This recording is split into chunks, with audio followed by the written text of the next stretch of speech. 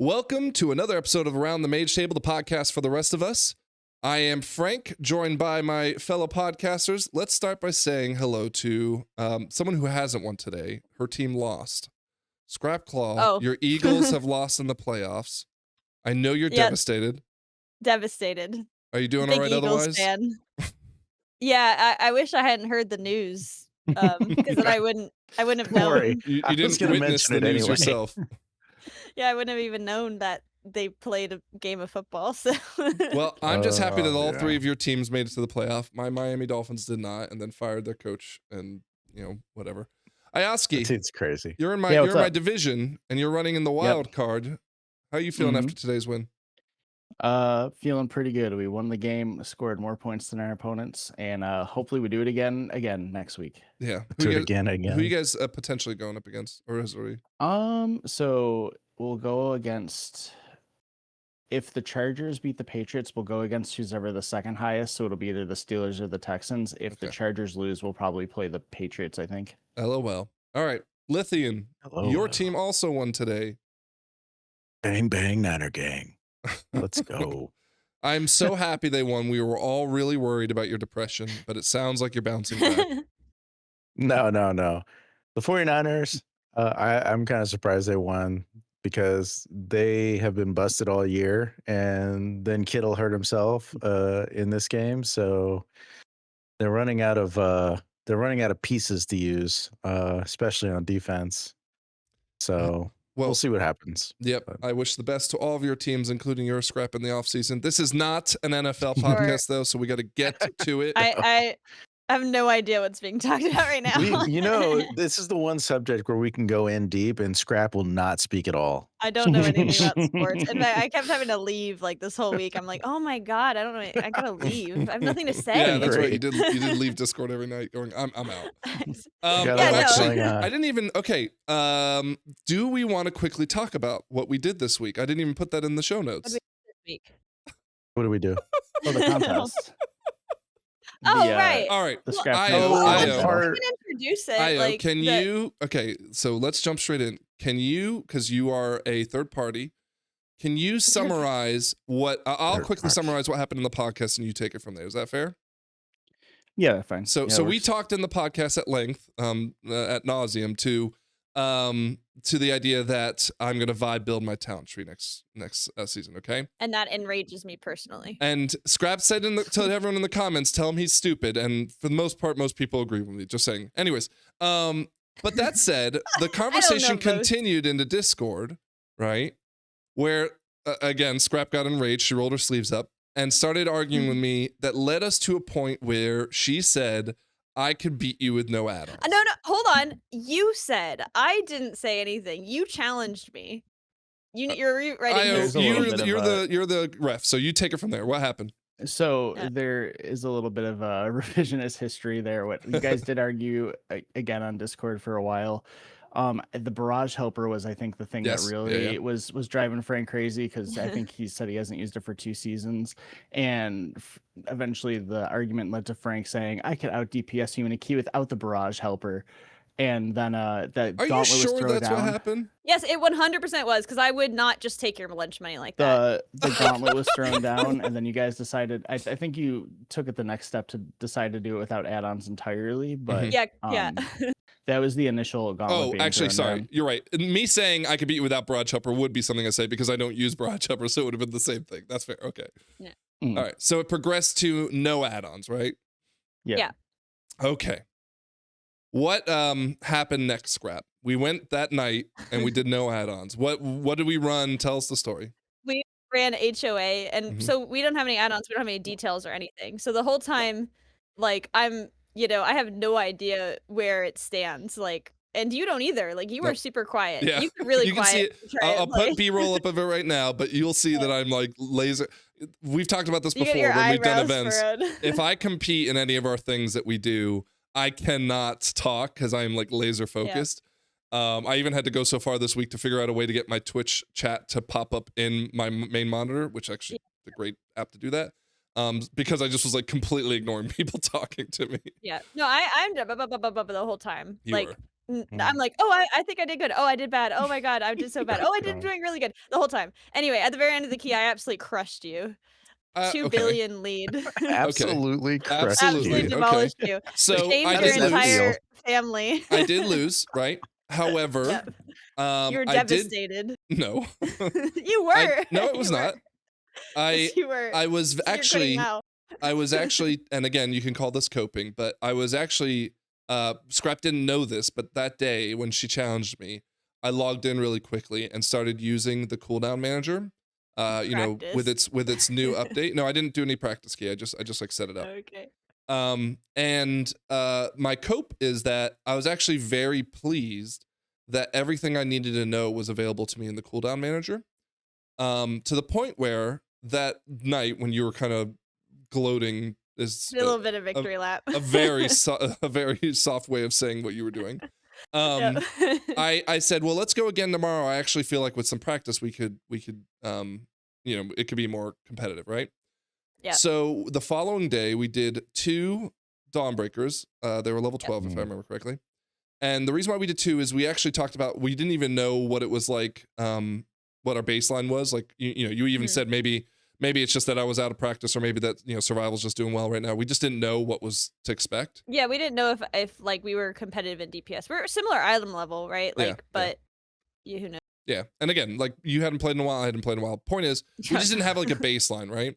Yeah. So we did one. Did we do the one with a UI first, right? If I remember correctly, we set the baseline. Yeah. Yeah. We did. Okay. Yeah. Set the baseline. Now it was a little chaotic, but we set it, and then we came in again, and we did it again without any UI, right? Yeah. Talking about the route. Yes, Lithian was our tank, and I mean, and HOA. It was Dawnbreaker, so it was buggy. I didn't want to like again because I didn't want to whine the night I lost, but like that routing on the HOA was also killing me. Yeah. Anyways, oh my god, the second night in a long time. The second night went a lot better, right? Yeah, for you. Well, I'm not even worried about that part, right? Like, yes, I beat you on the second night, but I'd lost the night that mattered, so it doesn't matter. Yeah, but it was close though. It was closer, to be fair. But more importantly, it was also closer with and without the UI, right? Yeah, I mean, it was pretty similar. Like mine actually better without the add-ons, which I think may have been a routing differential. I think it was probably right similarly the same. Yeah. Well, no. Like, and deaths and stuff. The dungeon damage profiles play into it at all? Well, why we would lose against each other? Yeah, maybe. Definitely, Dawnbreaker is rougher for me because it's like long single target fights.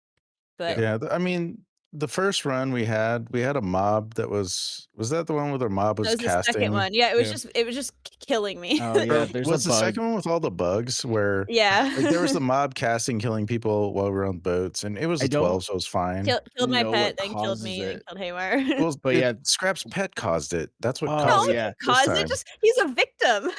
He's a victim. Your seagull was hitting it while we were flying away. The normal dudes you wouldn't normally have to fight bolts you like infinitely, and you can't interrupt it, you can't stop it. It just kills somebody. It was not the ideal dungeon to do because of all the bugs. Because on the first run we had that one on the ship who was bolting Haywire. Yeah, that's and then on the second one we had that caster who was evading us. Bolting me. Right? The caster was so Dawnbreaker. But the point is that even it was close, and it was close without add-ons and with add-ons. But for me, it was my night was about finding out how well I did compared to with or without the UI, right?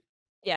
And what I took away from it was I was thoroughly happy and impressed that it's not as good as Weak Ores. I'm not here to say that, right? Because Weak Ores allows to take the cognitive load of me not having to look at stacks or stuff like that. I could just have like a big thing change my entire screen purple if I wanted to let me know like I'm in this, you know, cooldown or whatever. But it could be done. I could play Arcane to a degree where I would be, you know, able to progress just as like I had in the past without Barrage Helper, without any of that stuff.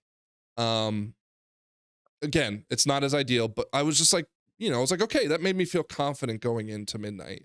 I don't know if you felt the same way. That definitely made me feel more positive. Yeah, well, I mean, I didn't even use the cooldown manager because I don't know how to use it, and I'm gonna have to learn for midnight because I'm not gonna have any Weak Ores and stuff. But like, I saw how you were using it, and it looked to me just like really basic weak auras, like what I build for my characters. And it's is. like really that's all I need. Just really just visuals for me to track. I don't need anything yelling in my ear. I don't need like, you know, big things flash across my screen. I just want to be able to see how much time I have left on something, like, you know, if like I get a proc of something, if I have how many stacks this I have. So if, you know, unfortunately I'm kind of with IO on this a little bit, that like do they really need to kind of like trim down specs as much as they did, when I think like a more careful pruning probably could have been better. If they have this tool in the game that's making the specs that we currently have at the complexity they are playable. Yeah. Does that make sense? No, it makes complete sense. That's something I took away too, is I originally thought, well, it's okay, let them kind of clean up the classes. But after this, I had the aha moment, like, I was right. This really wasn't necessary. I will say, and this is the truth about Arcane, regardless of weak auras or not, because people who play meta and chase meta but don't realize the spec is crazy complex, usually end up failing regardless of whatever, you know, weak aura they have to, you know, hold their hand, including Barrage Helper. And again, I'll point to Blicky on that as an example. Sorry, Lithian. Oh, Blicky. Hello, Blicky. But at the same time, like you said, Scrap, the Maelstrom tracker I keep thinking about whenever we talk about yeah, I didn't Midnight. There's a reason I didn't play my Shaman against your Mage, even though my Shaman's way better geared than my Hunter, because I can't see how you would play that without a good Maelstrom tracker, without tracking Tempest stacks. Like, I know a lot of Tempest stacks I think are getting simplified or going away in, or the need to track them is going away in Midnight, but like in current content, like I do think those are required weak auras. If you go into the Wowhead guide, if you go into the Discord, they say these are required weak auras. So there's a reason why I didn't throw down with that, even though I think I would be more competitive possibly. I think you would be pleasantly surprised. Not that it would be the requirement. Again, I'm not going to say that you'd be able to succeed just as well, but I think you would be pleasantly surprised, saying I could get away with doing this, right? What stood out to me though, and again, we kind of already knew this, but I got the chance to realize how bad it was the nameplates, right? Oh yeah, the nameplates are really bad. So we had nothing to help us with nameplates. I couldn't figure out what I was targeting. That's one thing I didn't realize, is that I don't know what I'm targeting. And I was like, there's a white border around it. I was like, there's fucking 30 guys here. It's I can't see the white faint white border. I don't think that was me, but I maybe it was Haywire, because I don't know. But anyway, it was just like, yeah, so the nameplates really do need a bit of a hatchet taken to it, and that's something that you guys have been playing the beta that they haven't nailed yet, right? The beta, it's not perfect, but it's definitely way better. Like I think you'll be able to find a configuration that will work with what you like. Yeah. Honestly, I could get used to the regular nameplates, I think. I just wouldn't be able to kick or CC as effectively as I feel like it is required in hierarchies. Like, you can't be missing kicks and shit, and you can't be missing crowd control. And like, if I don't really know what's going on except on the one guy that I'm looking at, which, you know, the kicking guy is not always the target that you're supposed to be hitting, right? Yeah. So it would definitely they said they're taking down the kicks, they're taking down the bolt spam, so maybe they're not the spam, but they're making them less impactful. Yeah. The bolt spam less of a kill spam, just to poke you in the side spam. I mean, Plater's been putting in some work, and I have to try Plater on beta. I haven't done that yet, but they're putting in work. Platinator's also pretty good apparently, and anyways, there's some good options out there, so I'm not worried about it too much. I do want to call out though that it is dire that the nameplates how they are right now, even though as Scrap says, like, I could probably figure it out. While I could, it's just so minimalistic on the screen with everything else I'd be watching. Again, and I'm playing a more complex class at the current standing. Maybe I'd have more cognitive load. But you know, it's just I'm glad they're making changes. We're gonna have to talk to you about your kicks, Frank. Obviously, it would be tough to compare because the damage. Are they doing the squish in a couple weeks? They're doing it next week. Yeah. So you guys should do another like control and see how it works with just the new UI compared to the old UI. And obviously it's going to be tough to compare due to the damage, but see like how you guys do. Yeah.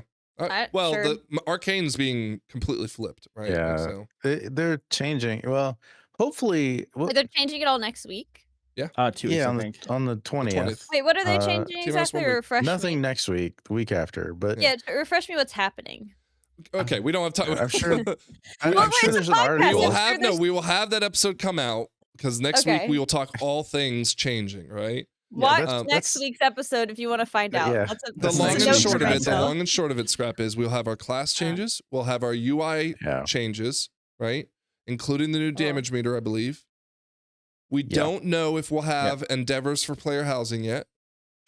We don't. We will have Devour, so you'll be able to start playing Devour.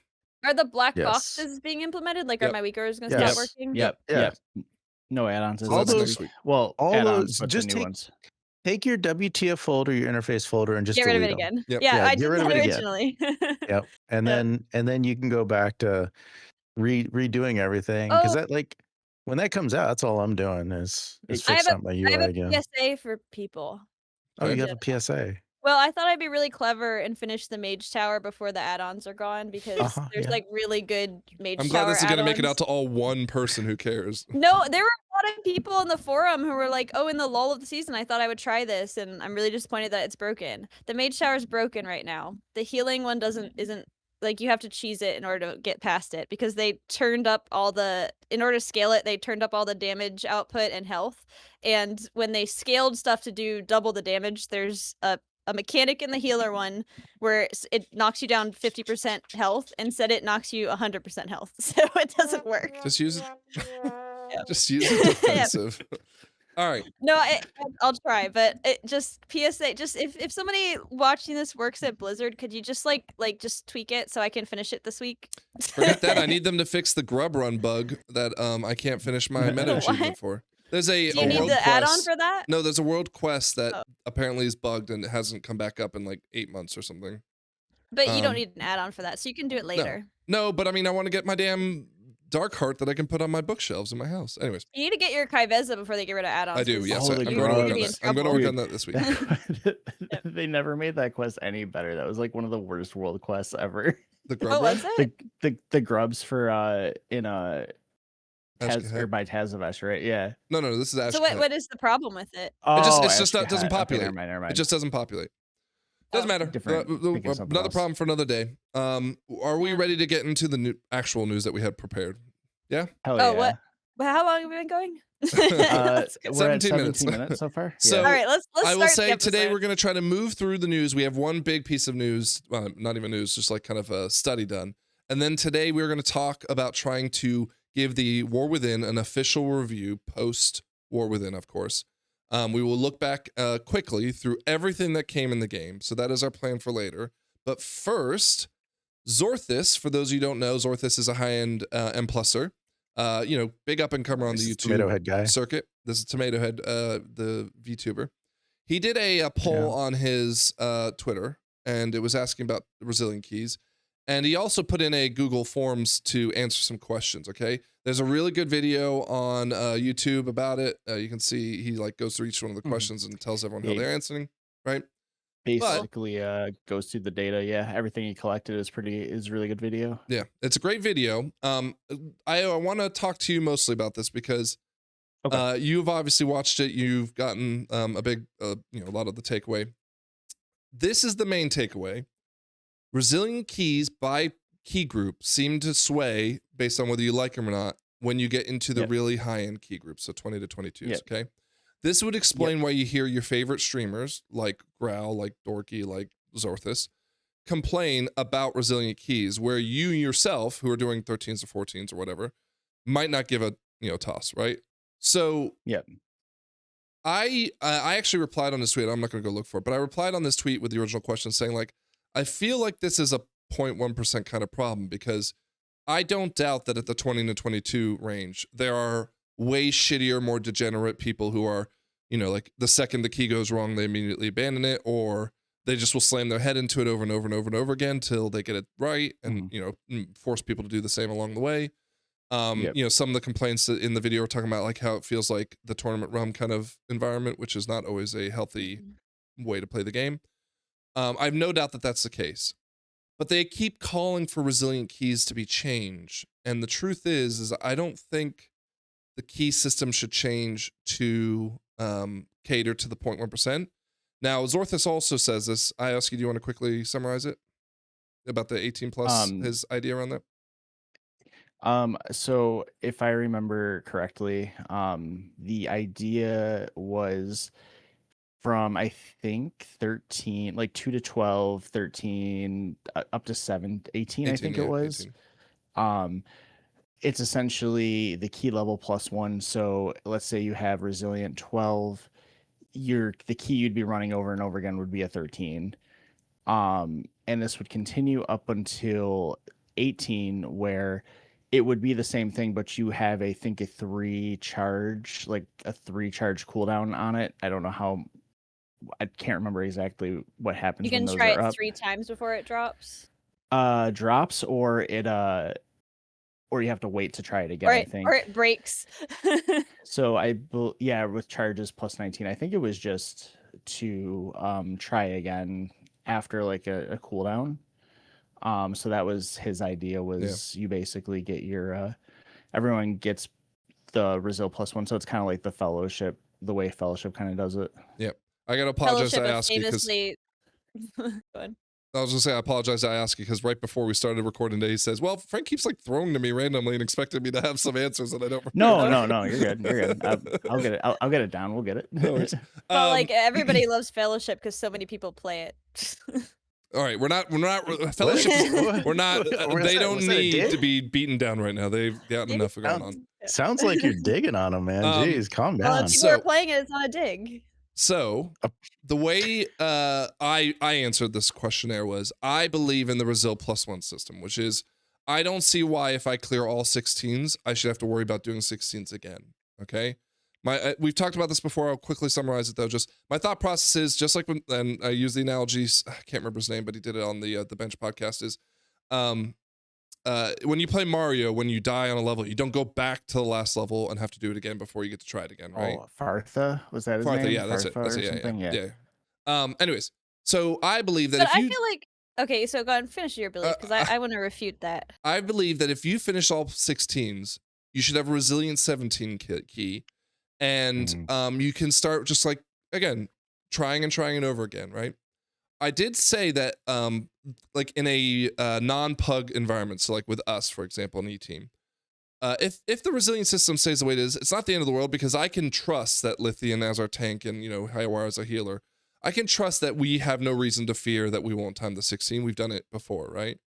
But if you're a pugger, right, it is insane to think that I have a Resil 16 right now. I'm going to go try to get it done when 9 out of 10 of my keys that I've tried at the 16 level as a pug have failed. And it's just going to be a huge sink of time that I don't want to invest, which is why I've stopped using Resilient as I tried to win the wheel, which we'll talk about the wheel in a second because that's about to come to the end. But anyways, so Scrap, what do you want to say about it?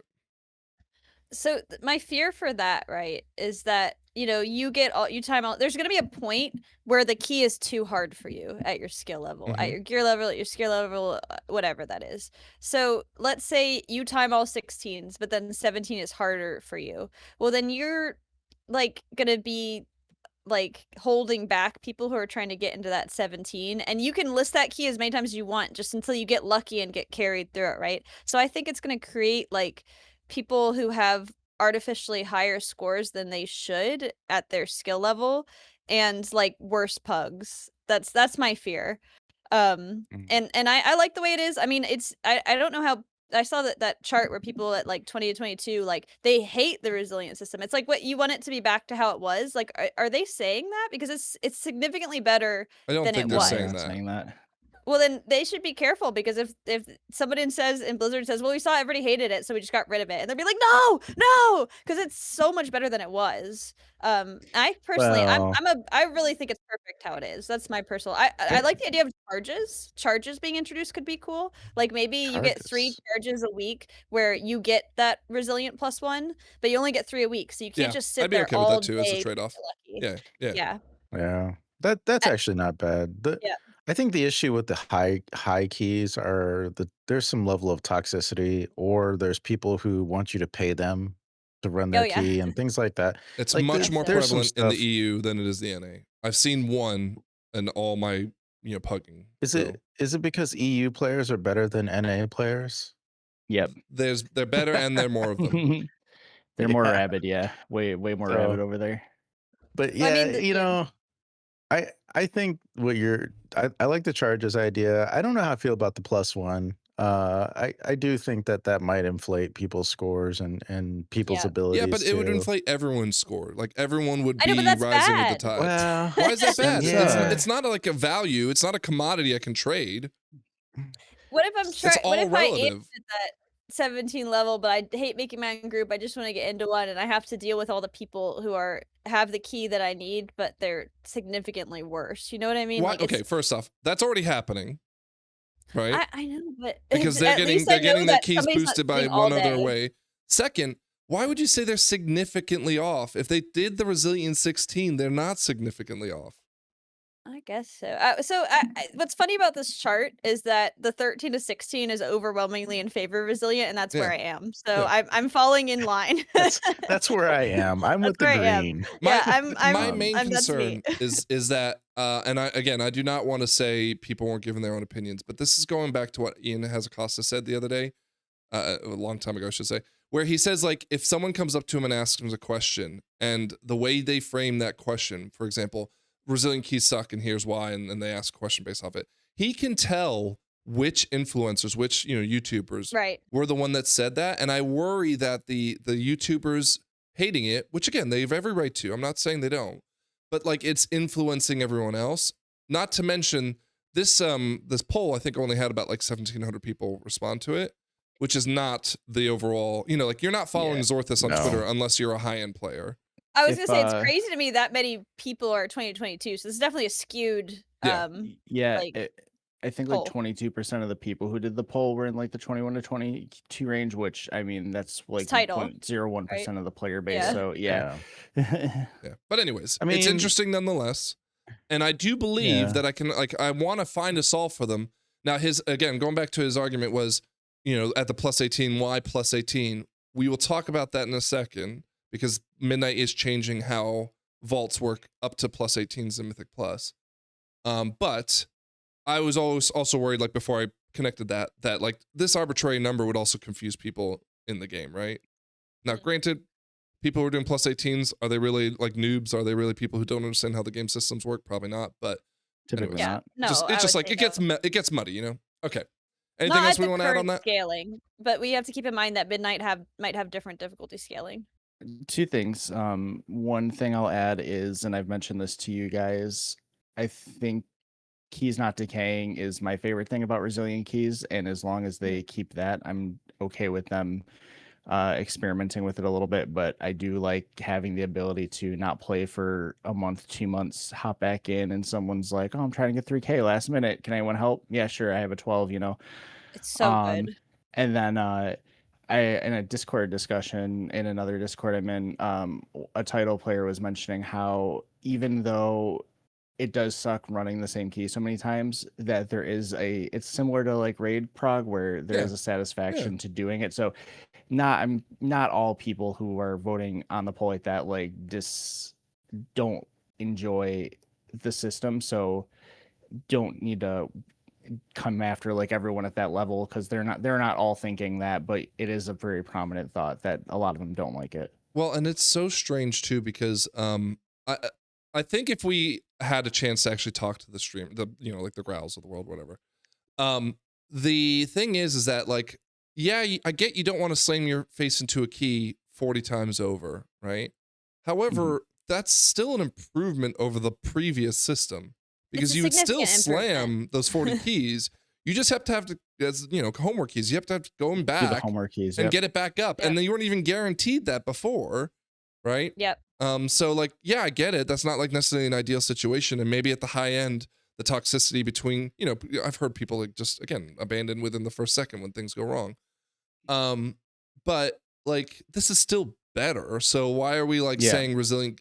And again, I would propose why are we saying Resilient keys need to go away, kind of thing. I would propose to those people who are pushing title and they're like, man, I just can't get this Resilient 21 off the ground into a 22. It's like, maybe you're the 21 player. Maybe you're not a 22 player. maybe you're the problem. Yeah, no, I'm just saying maybe that's it for you. You're done.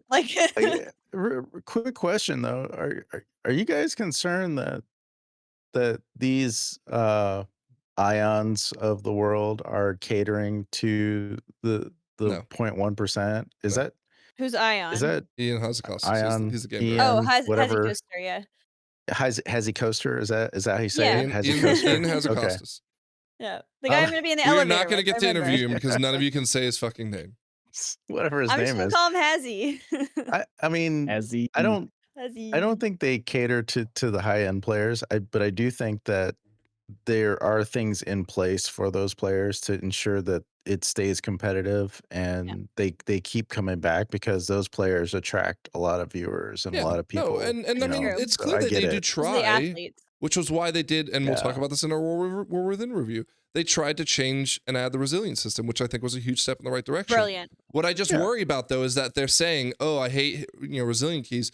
No, you don't. They were a huge improvement, even if you don't like what has resulted out of them.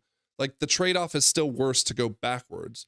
Yes, you could say, I'd like to change them, of course, but like when we say I hate them. It's greedy.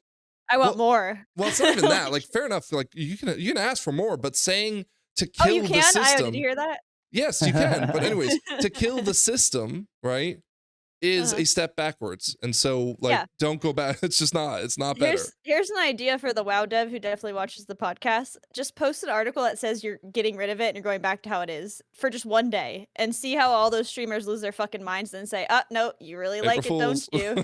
I will say, it's like affixes, though, right? I mean, people are now saying they miss affixes. Yeah, well, I always said I liked affixes. So I was actually about to say I'd rather they do something like this that works out for the majority, and then fine tune a part of it for the higher end, as opposed to what they did in season 1 of Midnight, which I feel they really tailored that season towards the higher end, and people couldn't get past 12s for like the first however many weeks. Yeah, but they course corrected it. War Within, yep. Yeah, they course. Yeah, eventually they did. Yeah, but I mean, it's better for it to be miserable for a smaller amount than for a lot of people. I think that the issue with the 12 thing in the first season was that it was such a steep jump. It's not that it was like too hard. It's just that difference between 11 and 12 was like it was like felt like 3 key levels up. That was it was mathematically that way. Yeah. Yeah, and they scaled it properly in season 2, and I thought season 3 was the best season in memory. So. Well, save it for your review, okay? All right. Well, let's get to it. Let's go move on then to what that change in Midnight is coming, okay? This has been in the news for, again, almost a month now, but we haven't had a chance to really kind of talk about it. So, allegedly, now there hasn't been a blue post explaining this yet, but allegedly in Midnight, the vault will be able to scale up to Keystone 18. And what will happen as a result of that is you'll still get myth gear at 10s, right? You'll get 1 out of 6, okay? Mm-hmm.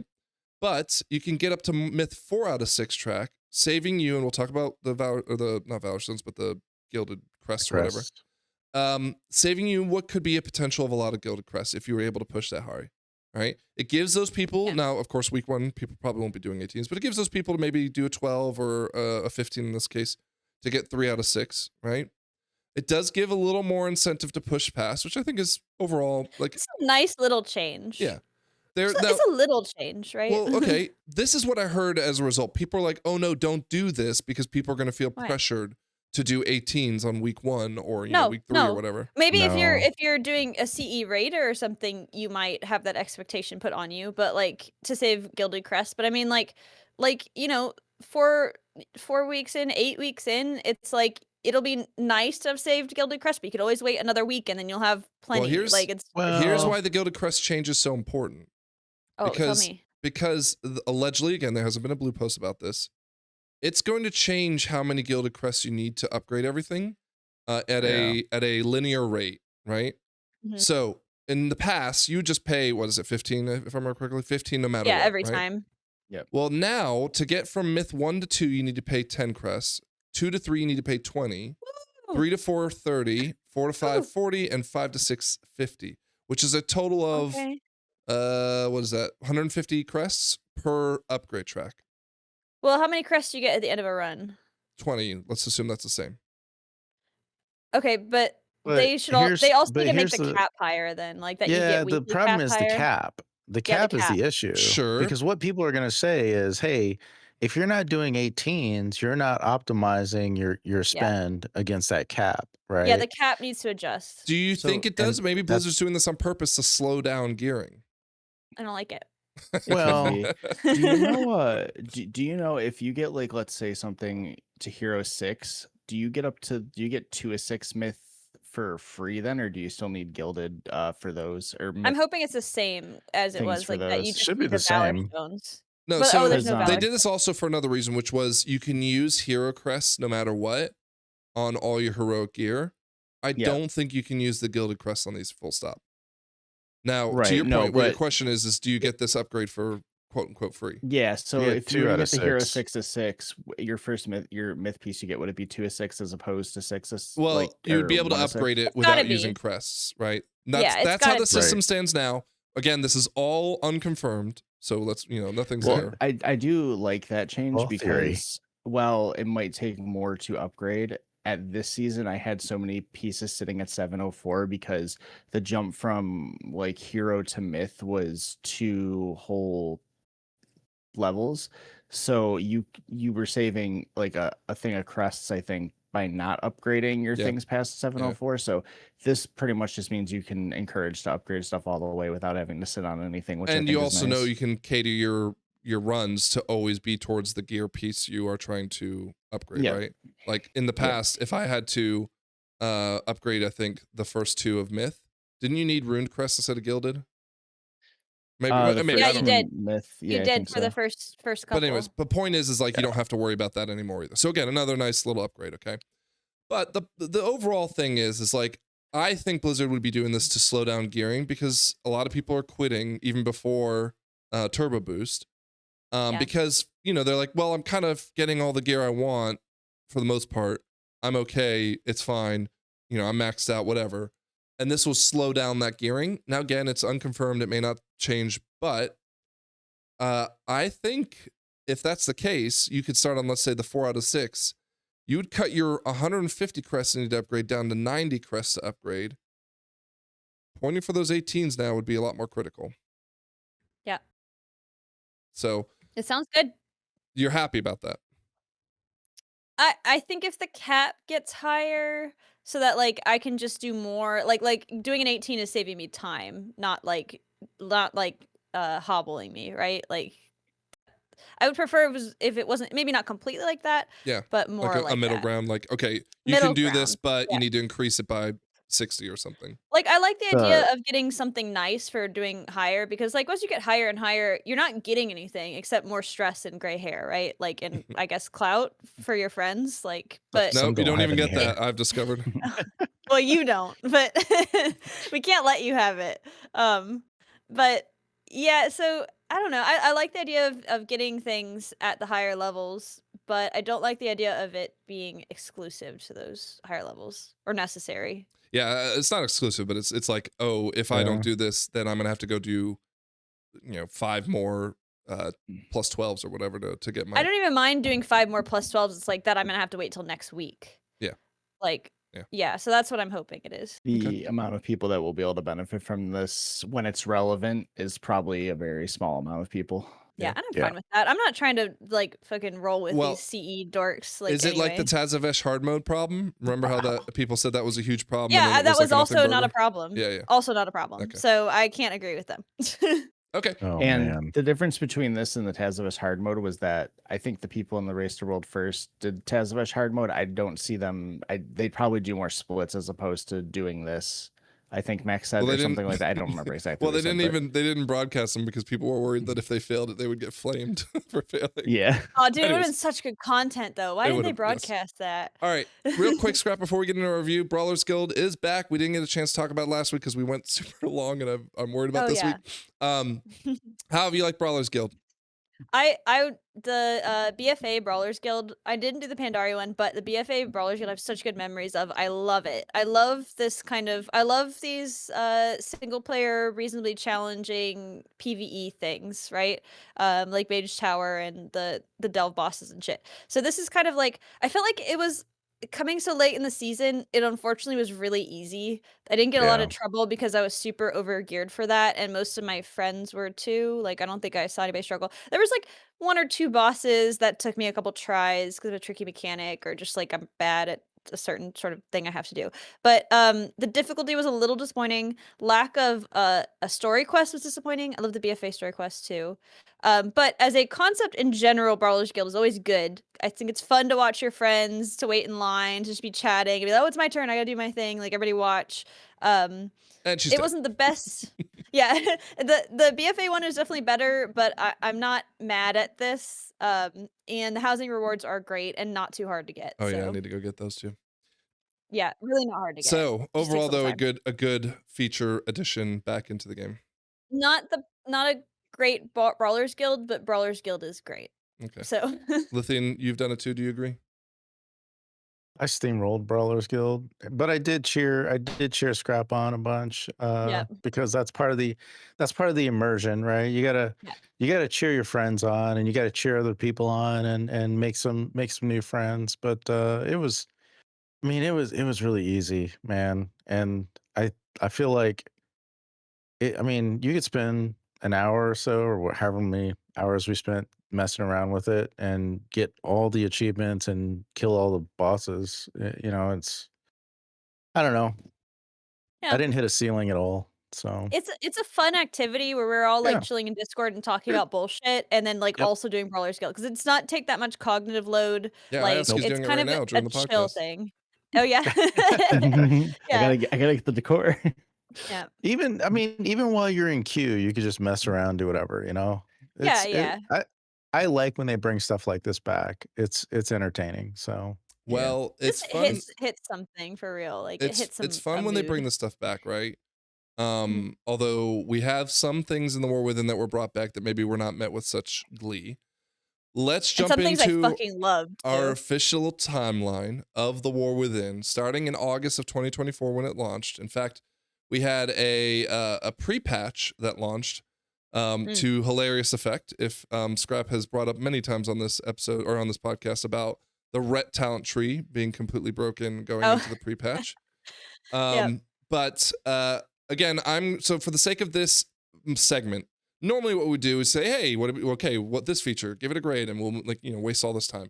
We're not going to do that today. I'm just going to kind of quickly go through each thing that came as a result of either the patch or maybe a change they made. For example, we'll talk about the affixes in the dungeons. And I'm going to let the three of them kind of jump in and say, hey, I really like this. Think of it as like a positive negative, right? This is a positive, and here's why. They can argue it out. They're taking notes to themselves so that when we come together at the end of this timeline, they will give their official score of whether they're, do we want to do a letter grade or a number grade? What do you, or a number score? I like number. I like letter. Okay, we can do both. Really, yeah, it doesn't matter. You're the deciding vote. We'll do number, because I feel like it's going to be easier for Lithian to translate his than it is for Scrap to translate hers. Well, I can translate mine. I mean, it's 1 through 10 or A through F. I'm just going to translate it exactly. All right, let's do letter. Nothing is helpful. Where's S fall? Oh, do we have S in that? It's not an S expansion, so nobody's going to pick it. Nothing is going to be as helpful as a review coming at the end of the game's life cycle, but hopefully there are things that we can express to the devs that don't watch this show. What should you continue doing going into further expansions and further patches, okay? Reminisce with us. Here we go. Yeah. So first off, the pre-patch had things like Warbands launch. Okay. Mm-hmm. So Warbands, anyone want to jump in really quick? Was this did this pan out the way you thought it would? Yeah. I thought it did. I thought you'd get a little more options for them. I think they've been slacking on that a little bit, but they have been doing one each season that you get within achievements, so that is good at least. Can we talk a little bit about that? Because just the climate we're talking about. I'm sorry, listen, I just want to set the tone, because we were doing the podcast. 5-hour podcast. Here we go. Yeah, so we were doing the podcast, and I got a lot of flack for dooming on War Within super hard, and I said warbands are fucking stupid. Like, obviously the warband currency and listen to me, the warband currency and all the the quality of life changes that came with it were awesome, but people were hyping up the warband screens like so much, and Frank, you were coping so hard and being like, they're gonna give us more, and like imagine if one character is doing an action, or like you could have like your pet and you can customize it and blah blah blah. Where the fuck is all that? Like Player housing. you were saying that was coming. Okay. You can't just like distract me with player housing. I just want That's to where it remind went. you. That's where it went. It's over here. It's not here I know, yet. I In just fairness, it's not here yet. In fairness, right? So I just want to remind you, Frank, that like when I was saying this is lame, and you were like, but it's probably going to be better. Did it get better? Yes. I'm just realizing, I didn't mean to interrupt that, but I just realized reading more of it that I guess I'm jumping over other features too. The Warband bank is great. The Transmog collection is insanely great. The achievements overall, great feature. I've completely blanked on all of that. I don't know why I forgot all that. So this was hands down a like S tier feature. Oh yeah. Like, I didn't say that. Quality of life stuff was S tier. I just think the Warband screen was really overhyped, and it's lame. I don't care. The Warband screen is cool. It's a cool gimmick, but that isn't the whole for like that isn't the biggest part of Warband. Yeah, that's the cherry on top. A thing you look at. But here's the thing: is that like this was like the expansion feature, like how dragon flying was, right? It was Warbands. Yeah, it's like okay, these I are think this necessary... is better than dragon flying. No, but these are necessary quality of life upgrades that we should have had. Like I feel like, and the Warband screen was like the flashy face of it that they were saying. You're never happy. Here's the thing. I am when we get to D.R.I.V.E. D.R.I.V.E. was really back happy. in vanilla. Yeah, I know. When we get to Undermine, I'm gonna be really happy. Okay. When I play a different main every season, I get different achievements. I get my progress and quest lines are different. It gets to be chaotic. They didn't update the reputations. They did some, not all. They will. They did the They relevant. will. Don't get me wrong. That is a pain point, especially with decor, right? However, it is just the fact that I have all my reputations this expansion and Dragonfight expansion alone was a huge deal. Right. Like those are big. Like to me, those are huge. And this has been the Warband thing is probably the top thing that I cared about this whole expansion. The rest of it is we'll talk about it. So like right now I'm trying to do my meta achievement for the Flame Radiance, right? I was able to move through that a lot quicker than I would have in any other expansion because I could get on a different tune and do the same thing and it counted towards my Warbands rep. It was a huge quality of life. Yes, that's what are features supposed to do if not quality of life? This is an update, not a feature. That's the feeling I got from it. It wasn't something new and exciting like dragon flying, like garrisons. Like I don't even know what else. She just compared it to garrisons. But I'm just saying that was like the selling point. She was talking about jumping the shark. She is watching the good fight, and she talks about jumping the shark, and she just jumped the garrison. What's wrong with saying garrison? I'm talking about expansion features that define the expansion. Like, okay, I would say garrison was the Warlords of Draenor one, right? Gonna define Warcraft for the rest of the time the game exists, though. Not only that, but the developers who worked over like millions of lines of code to get this to work are crying right now because it wasn't flashy enough for scrap. I hope we needed the backgrounds weren't enough.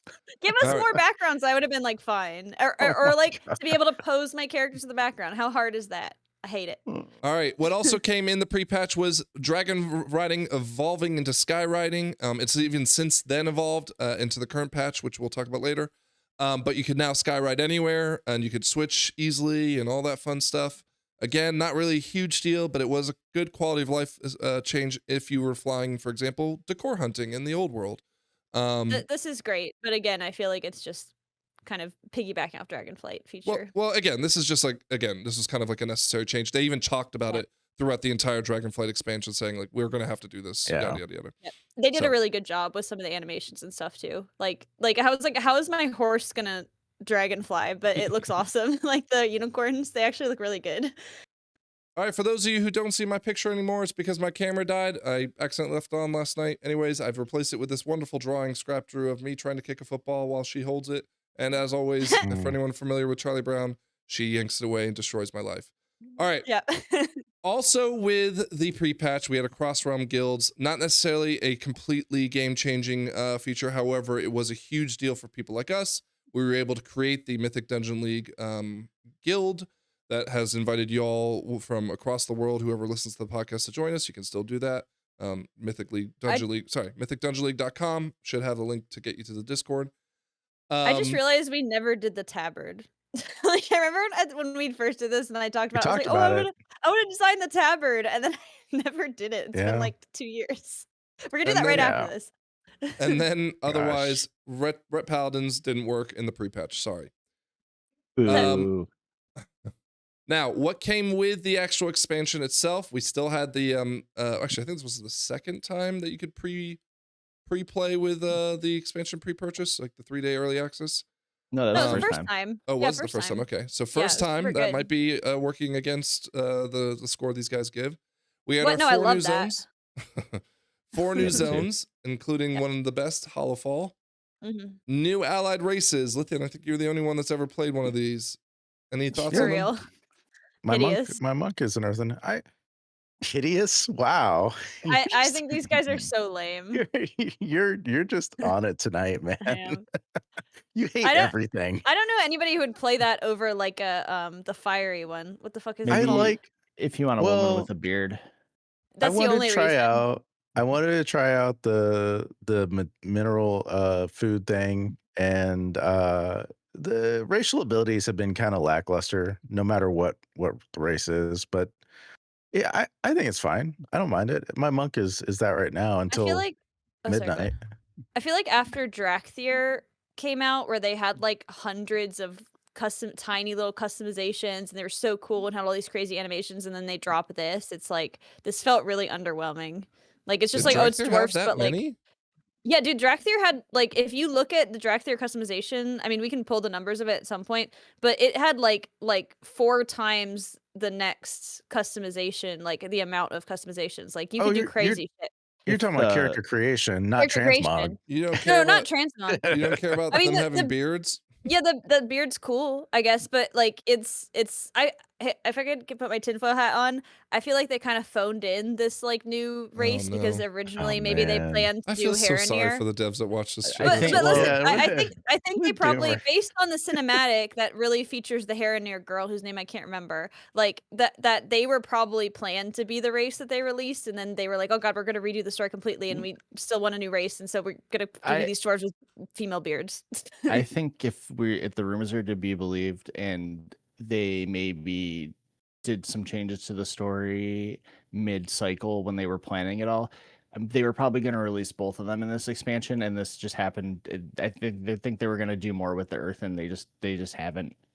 But No, I didn't even think Heronir also have extensive customization options, like insane, like tiny little details. These guys don't have a lot of customization options. They have a lot of gems. They have a lot of gems doesn't on them. have as many as you think it does. It looks like they do because of how people like show them, but I've tried making one. It's not that much different than like a Night Elf. Okay, so that's not bad. I mean, I wish that the D.R.I.V.E model was like kind of what we could expect going forward. I mean, the last time they redid or added a significant amount of character customizations was at the beginning of Shadowlands. So I feel like we're overdue to add like a couple more faces to like female Tauren. There's still only 4 female Tauren faces. Like it seems like that's kind of crazy to have one of like the mainline races have 4 face options. People on Twitter all the time are complaining about like their class or their race not having.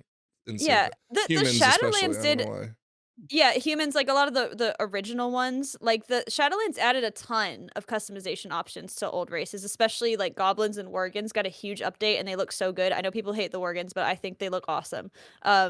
Like, so if we could just get an update to like orcs and stuff. It's been a really long time since we've gotten big updates to these old classes or old races. So come on, give it to us.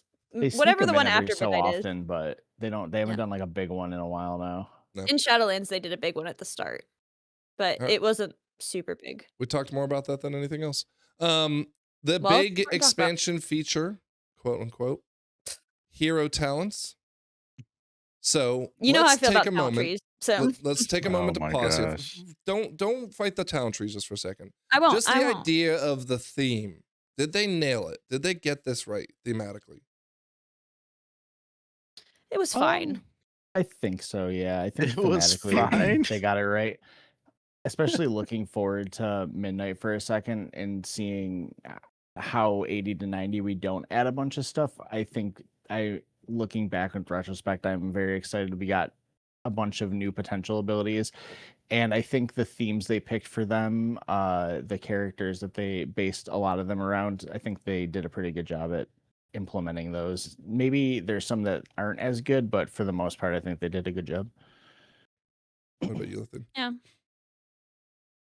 So I think when they implemented the hero talents and they put out all the hero specs, they were trying to create more options in the talent trees, and they were trying to create some different play styles with each one of those hero talents. And in some regard, I think they were successful in doing that. But it fell into the dooming of this talent tree is the most effective talent tree by the numbers, and that's just what people picked. And I think that kind of diminished some of the things that I did like. But I don't know. I thought it was fine. You know, there was some optionality in how you decided you wanted to play. Like if I wanted to play Shadowpan versus Harmony as a tank, you know, you have different options and different play styles, and they succeeded in that. But unfortunately, Shadowpan just does more damage overall, and it just is it's a better choice, right? So I don't know. I thought it was a good ad though. I don't think it was bad. It's just it's hard. It's hard when it's a numbers game, you know? Yeah, and that goes back to our vibe talent stuff, but we won't rehash it. Okay, so they did the best they could, I think. Okay, fair enough. I want to just take a moment to pause here and just ask plus or minus. Do you guys think this was like a step forward or a step backwards? I think it was a step. I would say it's a step forward, but it's not in the direction that I like. Does that make sense? It's not on the path that I think that we should be going. Okay. But it was moving forward. What about you, Aya? Yeah, I'd say step forward too, yeah. Okay. Next Delves. On the list, Delves. Now, again, the data has not been shown, but the data has been told that it suggests people love Delves. I don't think we need to really dive too deep into the idea of Delves. Don't need to delve into it. We don't need to delve into it. Wow. Don't stand there. Actually, yeah. What about Braun? Is he a plus or a minus on the expansion? I wish that we had a couple. He was a plus for the first 5 minutes. S plus. What? I feel like Bran ended up being kind of an iconic character that everybody was quoting and was funny, and we've all had funny experiences with him to our detriment or not. So I kind of wish there was more options. Like there's a couple characters that kind of reached the status. I mean, I can't think in like Dragonflight. In Dragonflight, the only character that kind of reached that level for me was like Tyvon. Like everybody knew Tyvon, everybody loved Tyvon, everybody loved that quest, whatever. We all talked about Braun it. from I feel like Shadowlands.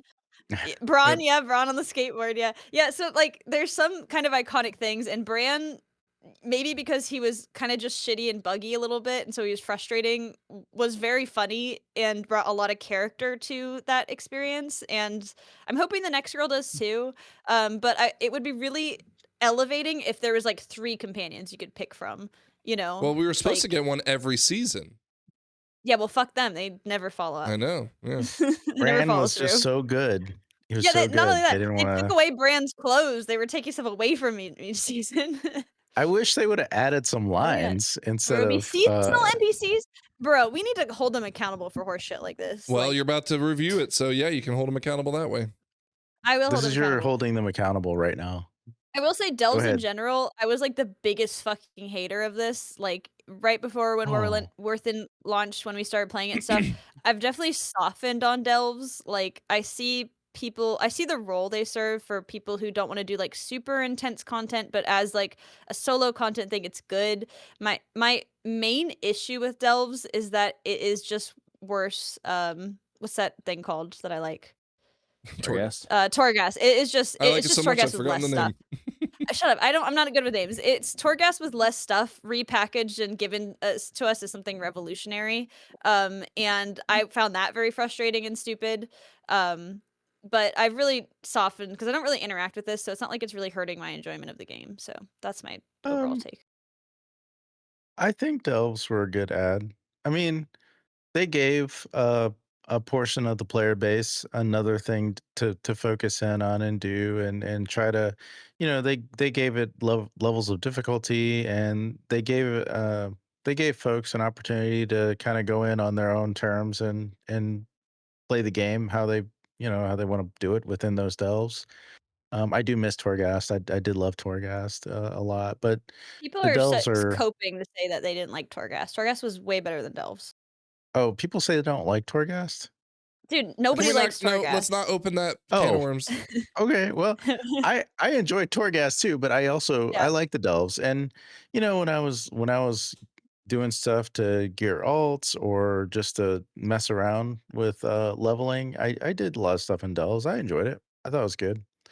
The brand lines got old really fast, but otherwise, yeah. But having that toy come back where you can turn into them and do the lines, that's like such a great toy. Yeah.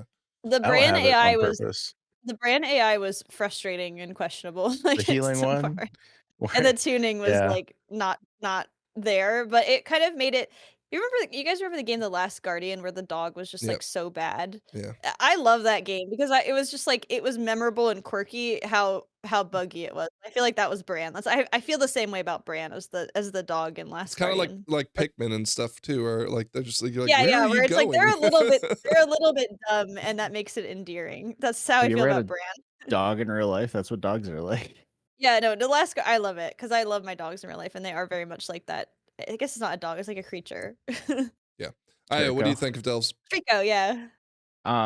Yeah, like at the beginning, I was the same. I think Scrap was, where I wasn't as into them, but as time went on, when I needed to level an alt, they were a great way to quickly get them all in at least like champion gear.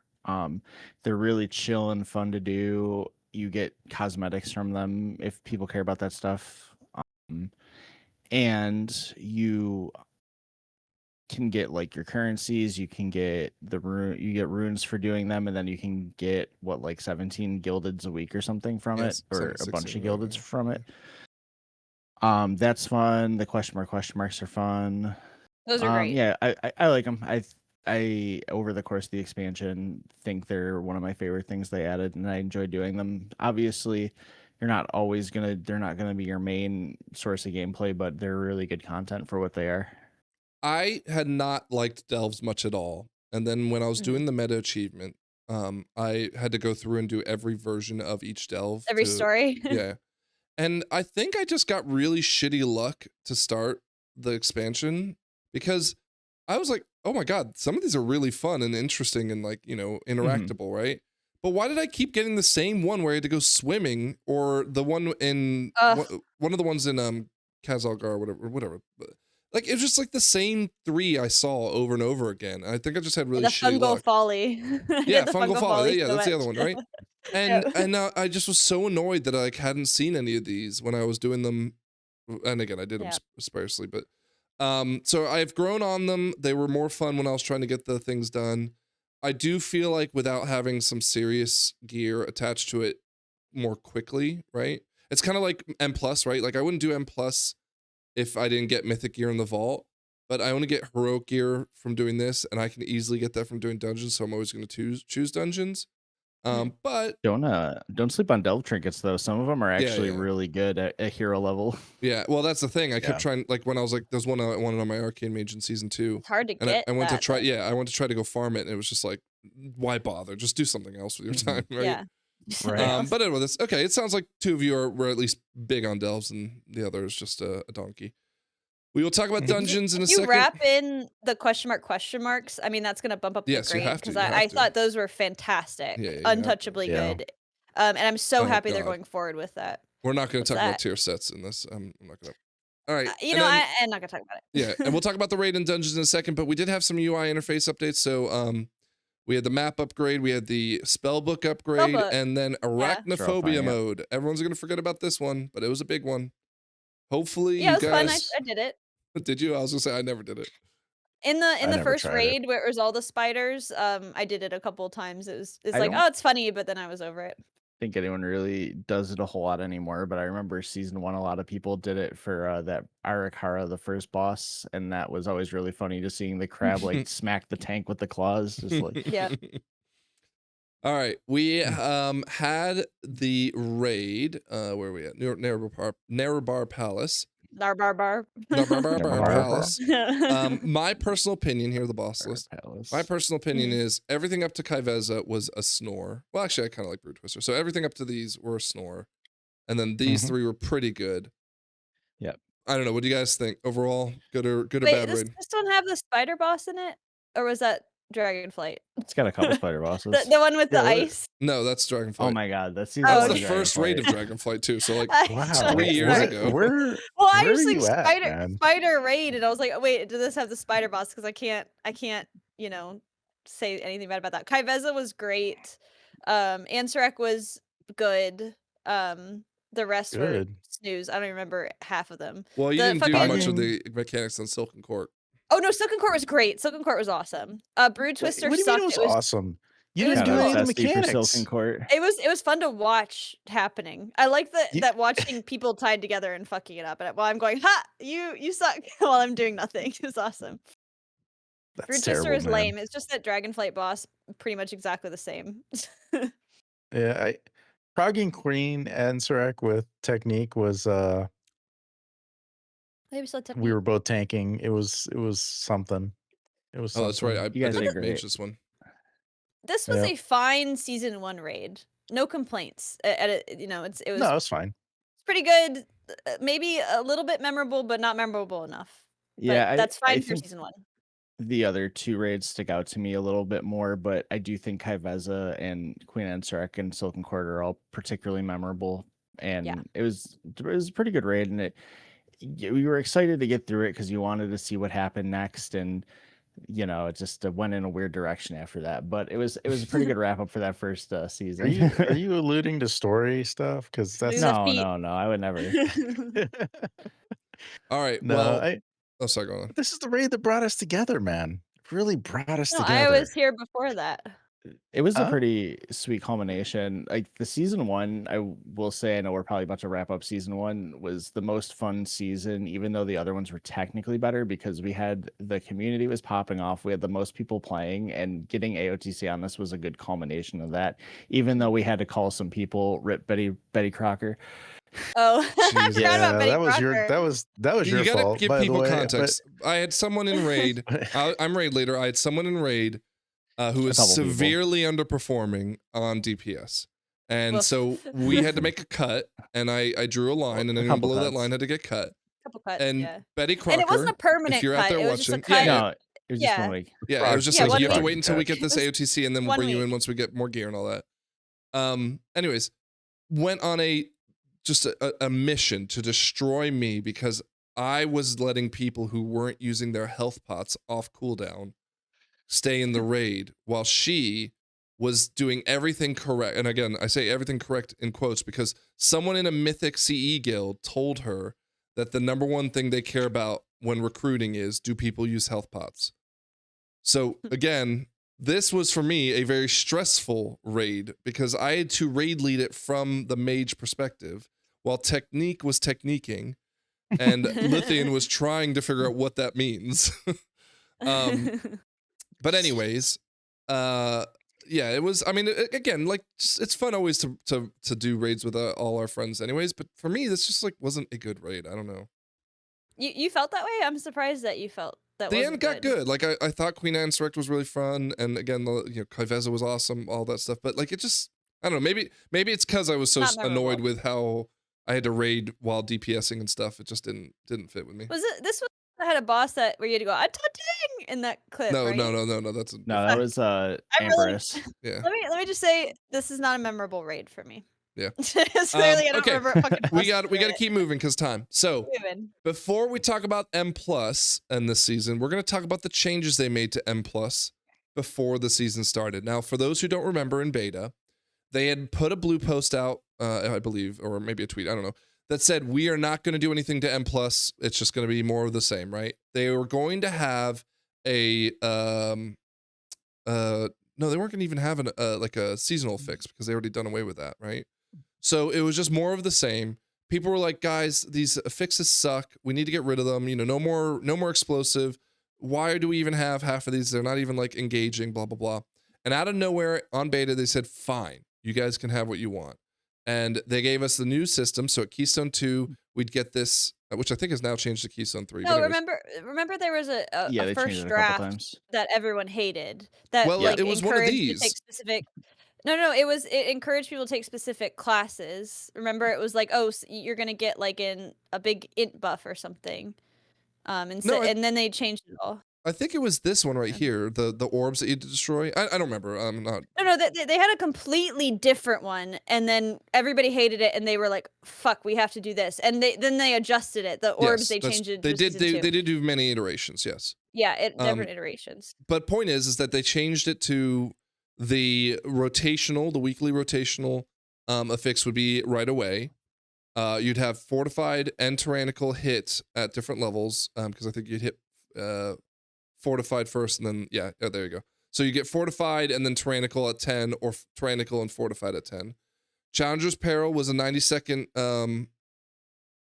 added to the dungeon, but each death was 15 seconds. And I even think this 90 seconds wasn't at first. They added that later. No, they add it later. Yeah, they give you like a free death, yeah. Right. This was later moved to I think level 12.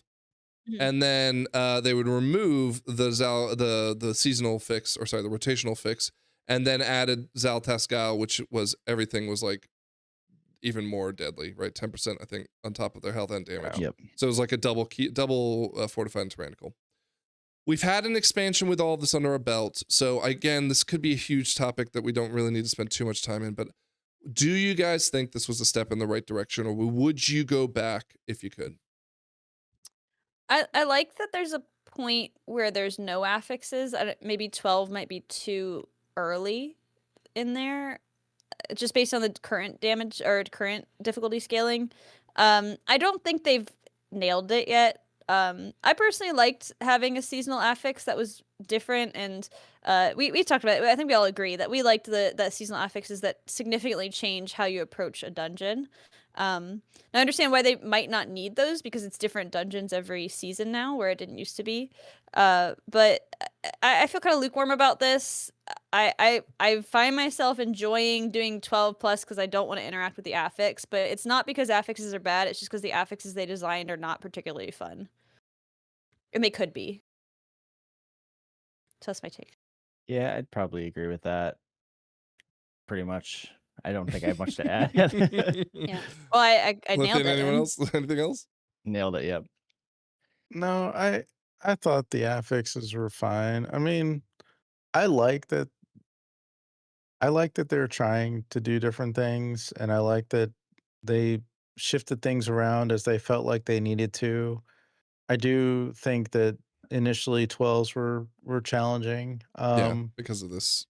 Quite challenging. They perfected it though. It's good in season 2 and 3. They made it better over time, and I think that was helpful, and you know, it made it a little bit easier to deal with. But I don't know. I don't mind that they're doing different things. Hopefully, when we get into midnight, they continue to iterate on it a little bit.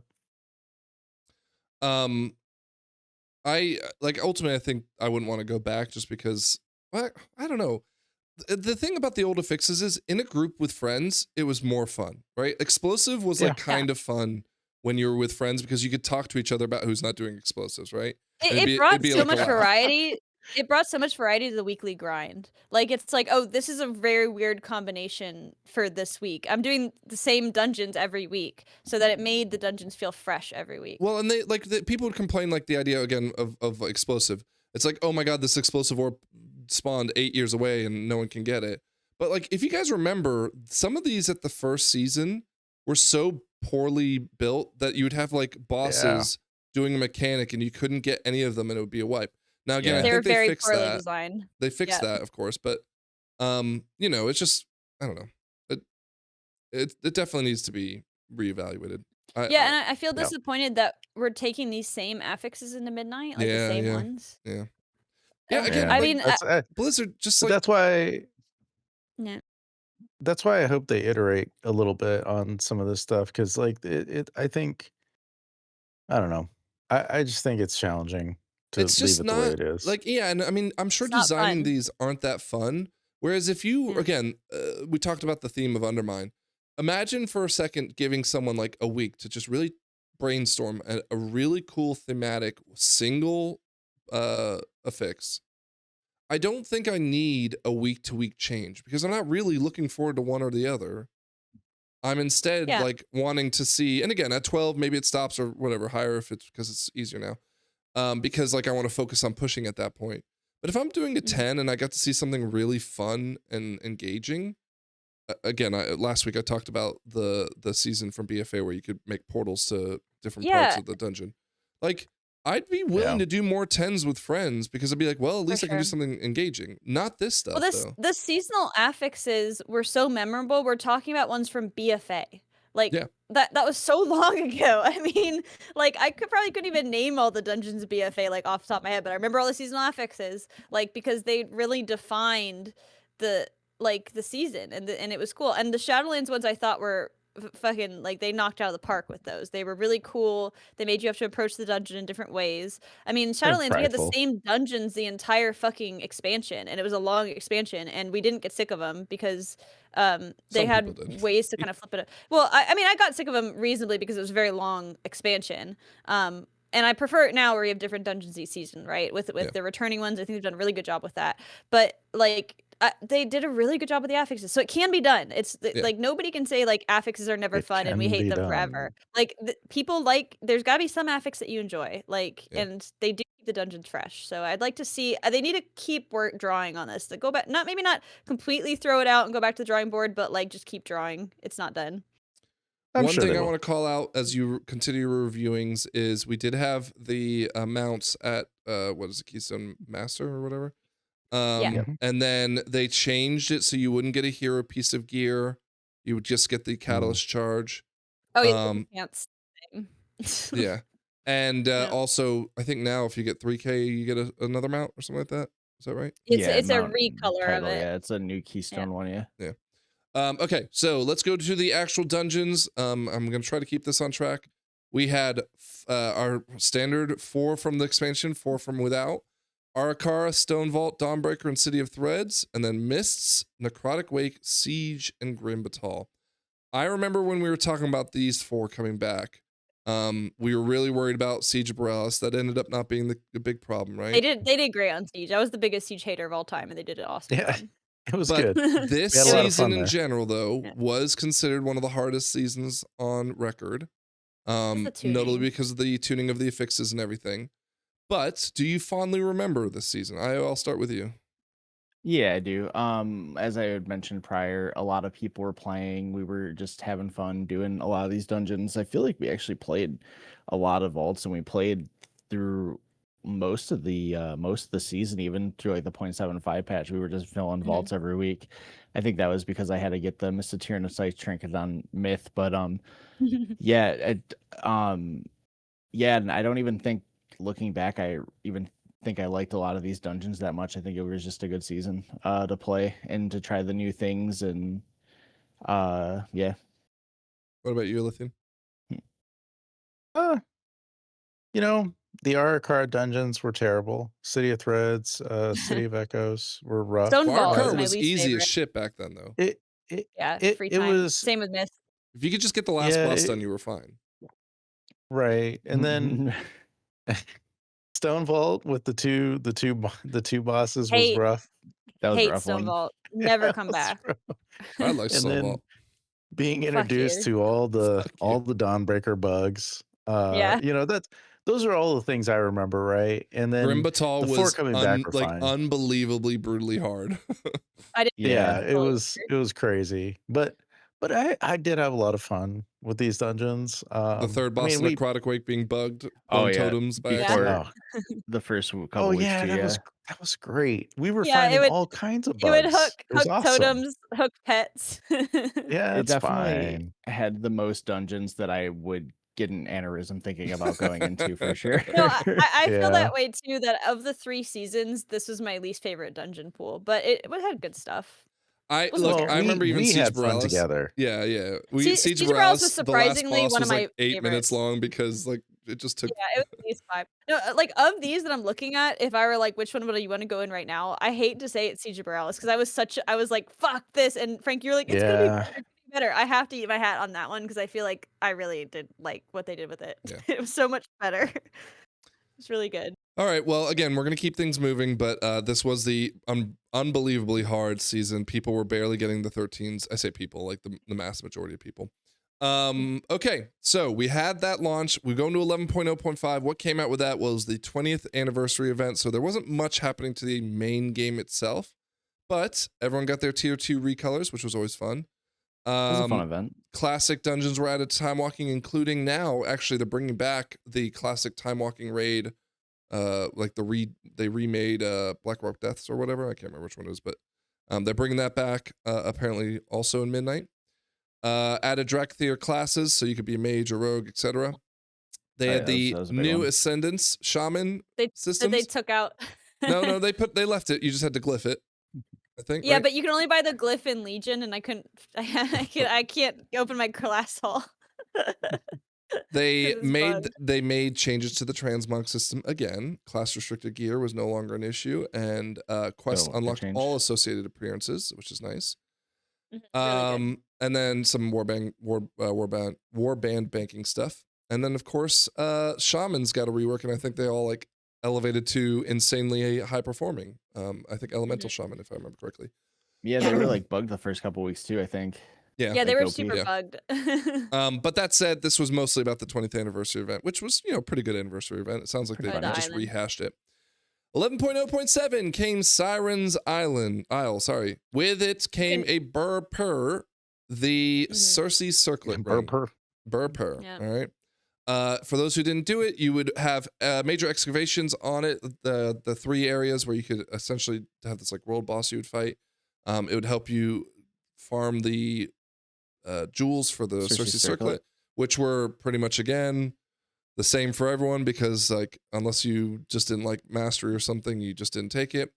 But it was a pretty decent thing to do. You couldn't fly there. World content. Well, you could after you hit like not Renown, but like week 8 or something like that. Like as the weeks progressed. When you were done with it. Yep. Plunderstorm came back. When it didn't matter. Yeah. Now, Plunderstorm 2.0, I don't think was as hyped as Plunderstorm 1.0, but was it? You know what? We didn't hit it that hard because they didn't change enough. Like it was too much of the same. They need to do they need to do a new map, new Plunderstorm map. Well, I would encourage them to just do something different first and then come back. Yeah, I did enough to buy all the stuff. I like the Plunderstorm game, but why not put it in a different place? Like I feel like it wouldn't be then hard. It wouldn't like, be called Plunderstorm. No, but we're plundering someplace else, like a different spot. Like No, we're plundering I'm with Arathi. Like we can plunder a different place. Yeah, if they would have made some significant changes, it would have been more fun. But I just did it to get all the stuff, and then once I got all the stuff, I quit doing it. So yeah, and you can get the stuff a lot faster this time. And they took out the trios though. Remember, Shani wanted to do it with us, and we said, "Oh, sorry, dude." Well, we did it like 3 times with him, and then he never would do it again. So it's like, yeah, I mean, you guys yelled at him a lot, so. What, you can have pointy ears as a human? I didn't know that. Yeah, because they were talking about the Arathi and all that. Yeah. The Buzzbee Skyriding mount was part of the Turbulent Time Malaise. I only bring that up because there's another Turbulent Time Malaise that was a banger of a mount. But Siren's Isle overall impressions. Quick. It was significantly lamer than the Dragonflight one, the Drakthir fucking island with the tower. Yeah, this felt really phoned in. This felt exceptionally phoned in, and I did not like it when I had to do it. It wasn't that great. I think there may have been some very small lore implications, if any, but it wasn't that great. They kind of fell flat. They talked about the radiant gem or whatever. And the ring was fine for when you used it. They had to nerf it because it ended up being a bit too strong, but the ring was cool. I think I only know Haywire really did a lot of the stuff. Like the Raven mount was really cool. The Storm Lightning Raven or whatever it was. I thought that was cool, but that thing was cool, but it's not very memorable. Doesn't make it content. They gotta do another tower like they did in the Dragonflight one. That tower was so fun. I hated how it was time gated. I hated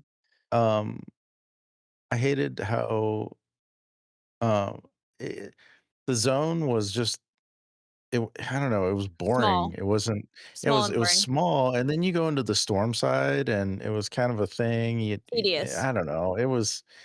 It wasn't very memorable, and once I got all the stuff I wanted out of it, I never went back, you know? Oh, another thing that was annoying about it was that you had to do, like, they didn't take long, but you had to do the quests every time you had to get the new ring, and Yeah. that was annoying for each character. You couldn't just get, like, a way to skip it. I think they added that later, but yeah. Way later, They after did. you didn't have to interact with it. After it didn't matter. After it didn't matter. Same with the flank. All right. Let's keep moving then, yeah? Yep. Yeah. 11.1, Undermined. Love Our Undermine. original review of this was, it is the greatest patch ever to have existed ever. No questions, no notes. boy, Definitely from, I think the patch zone was my favorite that I can recall. So an underground zone, we couldn't fly, but we could drive. Where's drive? Scrap, your review of this at the time was more, please.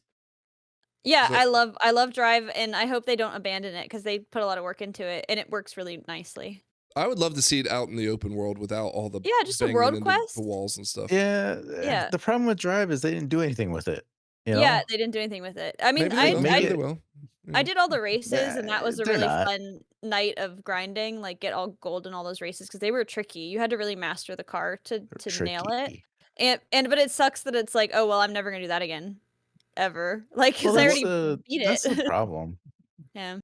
Well, okay, so before we move on, we did talk about in 11.0, the story was for the most part pretty serviceable. What did you guys think about the story, the overall arcing story of Undermine? Obviously, saving the Undermine was cool, but the Xal'atath part of it, where we all agree that this was a MacGuffin story. Like, oh, it was great. I loved it. Goblin theme, but I think for their level of writing, that's the kind of, they need to stick to the tropes. Like for their level of writing, what does that mean, Scrap? You know what it means, like. All right, we had Floodgate launch in this one. So nice that people voted it back in season 3. So good. I love Floodgate. Yeah, Floodgate's a good dungeon. And then they even made some good changes to it in season 3 as well. Right? Yeah. The Pussy Wagon, Scrap. Here we go. Yes. I love the Pussy Wagon. Somebody call it that. It's gonna be that forever. It's so good. It's awesome. Okay. Bronze becomes the tank in Delves. Good for him. Oh, that's right. Yeah, didn't that suck?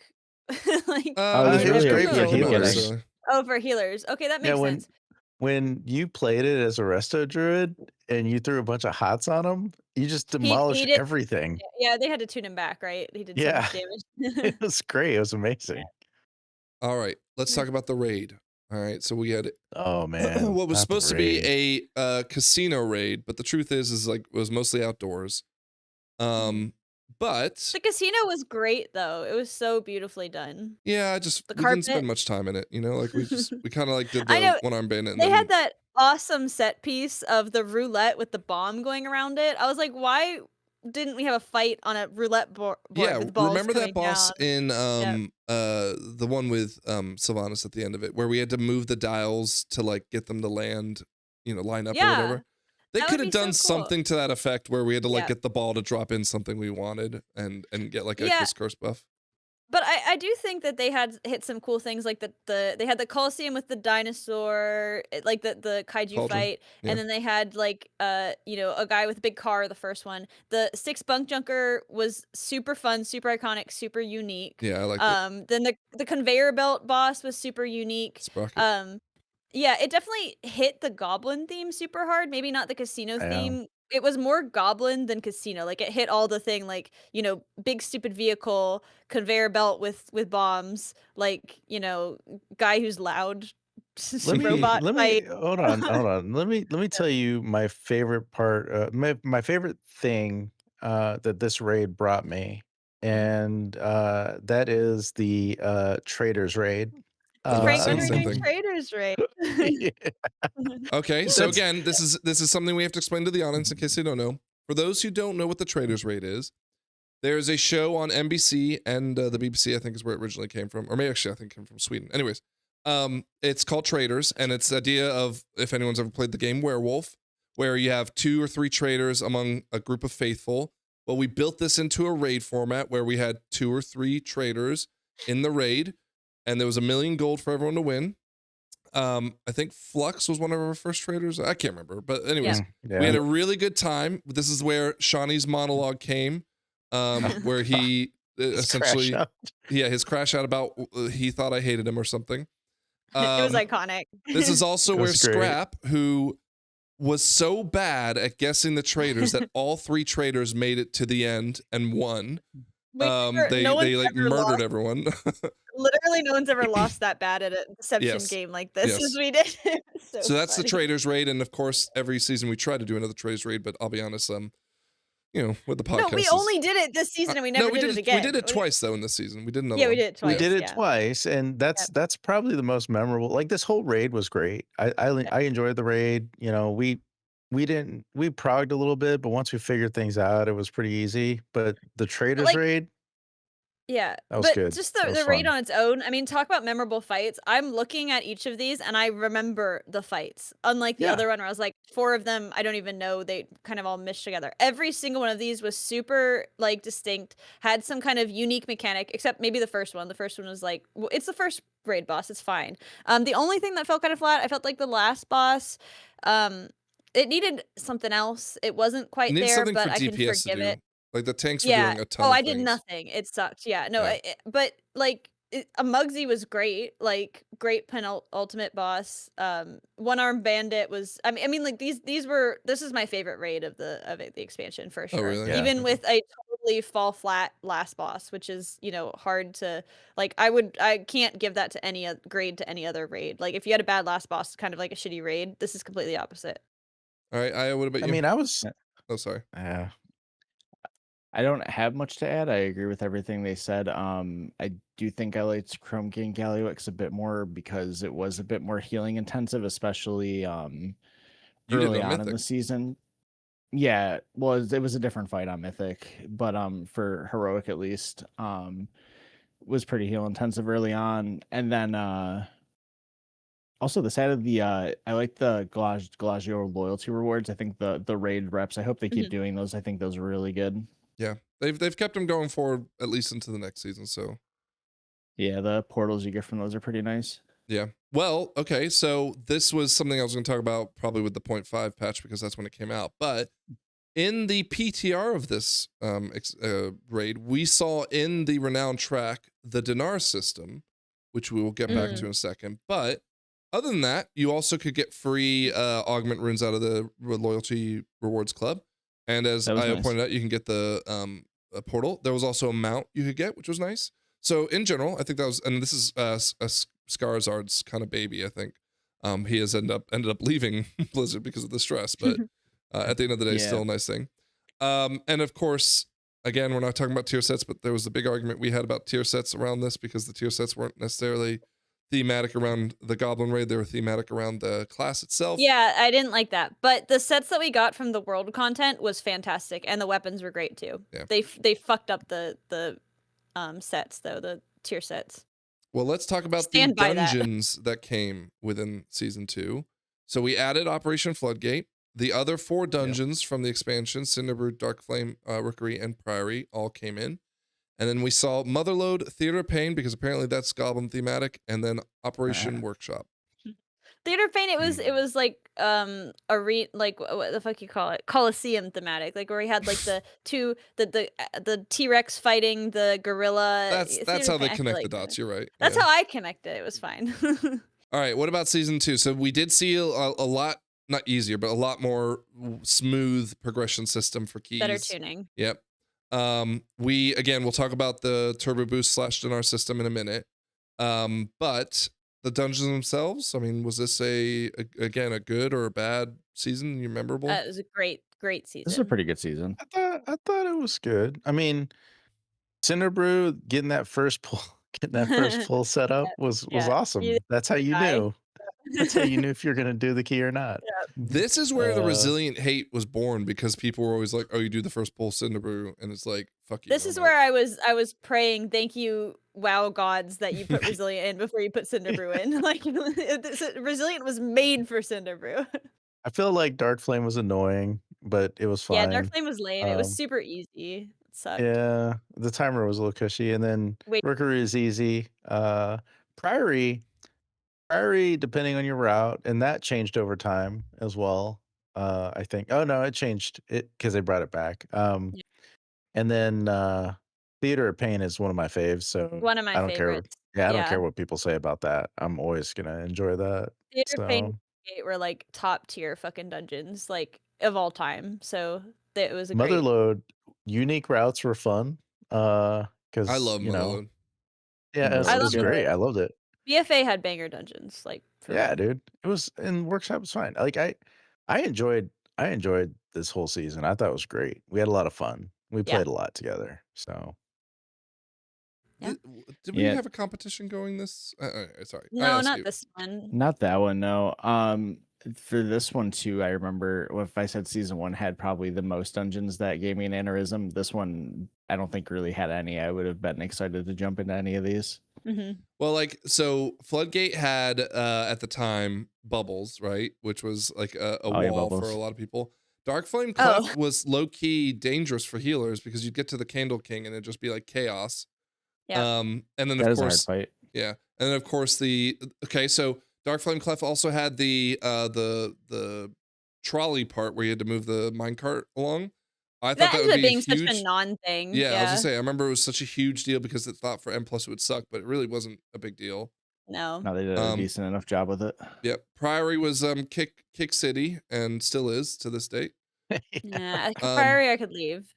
And then Workshop we had for the 3rd time as an M+ dungeon, which was that's the thing. Workshop, I feel like I was a little bit fatigued by it because it was we'd done it so recently. But honestly, any mega dungeon pull in the season rotation is good. Like mega dungeons are just significantly better, I think. So later in the season or in the patch, we learned that Turbo Boost was going to come. I think it comes in the 11.1.5 patch, so we'll save that for just a second. But other than that, was there anything else from Liberation? I don't think so. So let's talk then quickly about 11.1.5. So Nightfall was the name of the patch. This is where the Nightfall scenarios were happening. I love the horrific visions. My god. Yeah. So we'll get there. So Flames Radiance faction had launched with the Flames Radiance weekly plus daily quests. I don't think I even did the intro quest for that. I skipped it completely. Wow. Well, we had the revisited horrific visions, which, if I remember correctly, Scrap, you were like, "Who cares?" at first, but then you did I didn't know. I didn't know what it was, and I loved it when I did it. Yeah, so good. It was a really good sync of time that you could do at your own pace if you wanted to. It was challenging. The first 2 weeks was like really challenging when you didn't have all the stuff. Like it was. If you get if you're on your last boss, you're sweating bullets, dude. Like you're like, oh god. Yeah. It was so good. Well, and it was nice because in the past when they did this, you only had so many attempts per week, but they didn't do that this time. And again, good, it had a helm or whatever enchant to go with it, which is fine. Like, okay, that's not a huge deal. But it was just fun to do. Like, I didn't really. So fun. This wasn't the aim for me. I was just like, I want to do well at it. I want to get all the mounts. I want to get all the cool things with it. So it sounds like this was a plus for you.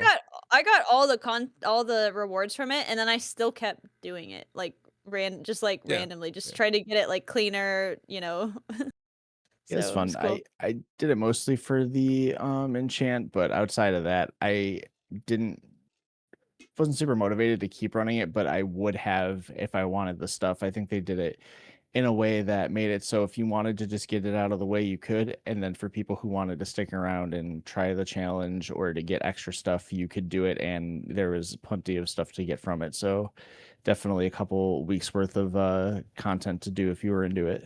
You know what I really liked in it that maybe they could introduce more to delves is that like to get some of the stuff you had to do like a run where it's like, okay, this run I'm going to focus on getting the wyvern mount. Like you had to like kind of plan around like what you're going for each run. You couldn't get everything in one run. So and there were like tricky things like, oh, I need to go buy a piece of motorcycle from this dude. Oh, he's up. Yeah, I can go buy it today, on this run. That's a super fun little engaging thing that in like delve content they should do shit like that where it's like, oh, like there's a small chance that in this specific delve like an NPC will spawn that gives you a piece of a thing, that you need. Well, that's what I said at the time during the podcast. I said, like, this is what I want my delves to be. You know, like you're so right. This is great. It's what delve should be. Because you could do them it's without having to worry about doing the super challenging. But like, you know, and granted, it became trivial once you got like all the buffs, right? Yeah. I would say if you were to do this as a delve, like don't make it trivial. Make it so that you can do it on any difficulty, but then if you really want to do it, you really gotta like. I do recognize that the quality and the scale of what we had was significantly bigger than any individual delve, so it's probably took a lot more work to do it. So I can understand why like we can't expect them to do 30 delves that are all that quality and scale. But I would way rather have 10 delves that are like that quality and scale as opposed to 30 that, like you said, you didn't even interact with some of them until now because there were so many. Well, I don't know that. There's only 12 across all the. Well, we launched with 8, I think. No, 10 or 12, and that we're up to 15, I think. Okay, well, that's too many. Maybe if there were five, let me reduce it. If there were 5, and I'm okay with them even using like real world spots, like don't design an area. It was so fun. It was so cool seeing just like we do with some raids and dungeons and Plunderstorm. Well, on the inverse, in the juxtaposition of something that was loved, let's talk about Dastardly duos. I forgot. I didn't even do this. I didn't even try it, which is saying I something. I tried it one time. Was it good? Did people like it? Lithian, I think you did it. Yeah. Didn't Shawnee I did it. I did it, and it was really easy as a tank, and it was kind of. You got a few little like this mount and a couple other things. I don't know. It wasn't a lot of fun. I just did it to do it because it was there. I thought it was going to be more fun than it was, but it was kind of. It's a shame it didn't work out. The what? I said the pitch sounded fun. Well, and they had that tool where you could like stand on a like a what do you call it? Like the first place, second place stands. Podium? Yeah, podium. I had that. and like that was like okay, cool. I could vibe with it, and you could like show your score off. But it just like didn't call to me. It just the horrific visions were way more engaging, and I was probably still doing them when this came out. Yeah, and then I was just like, all right, well now I'm gonna go do M+ instead. I don't know. I don't know why this fell flat and the other, horrific visions were so good. Time gate it too, didn't they? Like this came out like weeks after. Every week you had to go in and do something. This was the time when they had the 11.1.5 patch where they had the turbo boost, then the horrific visions, then the Dastardly duos, and I think there was something else even. And the Flames Radiance that we're about to talk about. All like slowly trickled to the user. But again, I played this whole season. I was there the whole time. I just don't know why this didn't call to me. Yeah, they were kind of throwing weird content out at weird times. It just felt. I didn't like that the slow rollout of the patch. Yeah, it felt. Oh wait, you guys were doing an IO contest too. Maybe you guys were pushing. Yeah, probably. I don't think we were in that season. Yeah, we were. No, we do the contest. The contest I did a race. The contest was highest IO. You turn it into first to 3K. I quit. And no, I do that like that's my term. That's her bit. That's the only thing I do. I don't want to do it all season. Like it's terrible. Well, we also had Flames Radiance, another thing I didn't interact with at the time, but I've since worked with because I want the meta achievement. I'll be honest, this was a nothing burger. It was like a weekly that was just an event where you did practically nothing. Now I will say the transmog that they had for plateware was fucking great. So I did it. Like it looks like some crazy like Elden Ring type transmog. Yeah. But it just like you got some stuff like and actually resonance crystals now for decor is a huge deal. So I keep doing it because of that. But yeah, it was a gear it was a gear catch up system, and it still I think can be, but no, not that big of a deal. We had the leveling event, which made leveling insanely fast. I think I even used this in was that where the mounts were dropping? We did this for our wheel, yeah. Oh, yeah. But when were this is when the mounts were dropping, where we could get invincible and stuff? But that was in season 2, wasn't it? No, I don't. No, because you could only get that random mount drop from the Dawn of the Infant dungeon. No.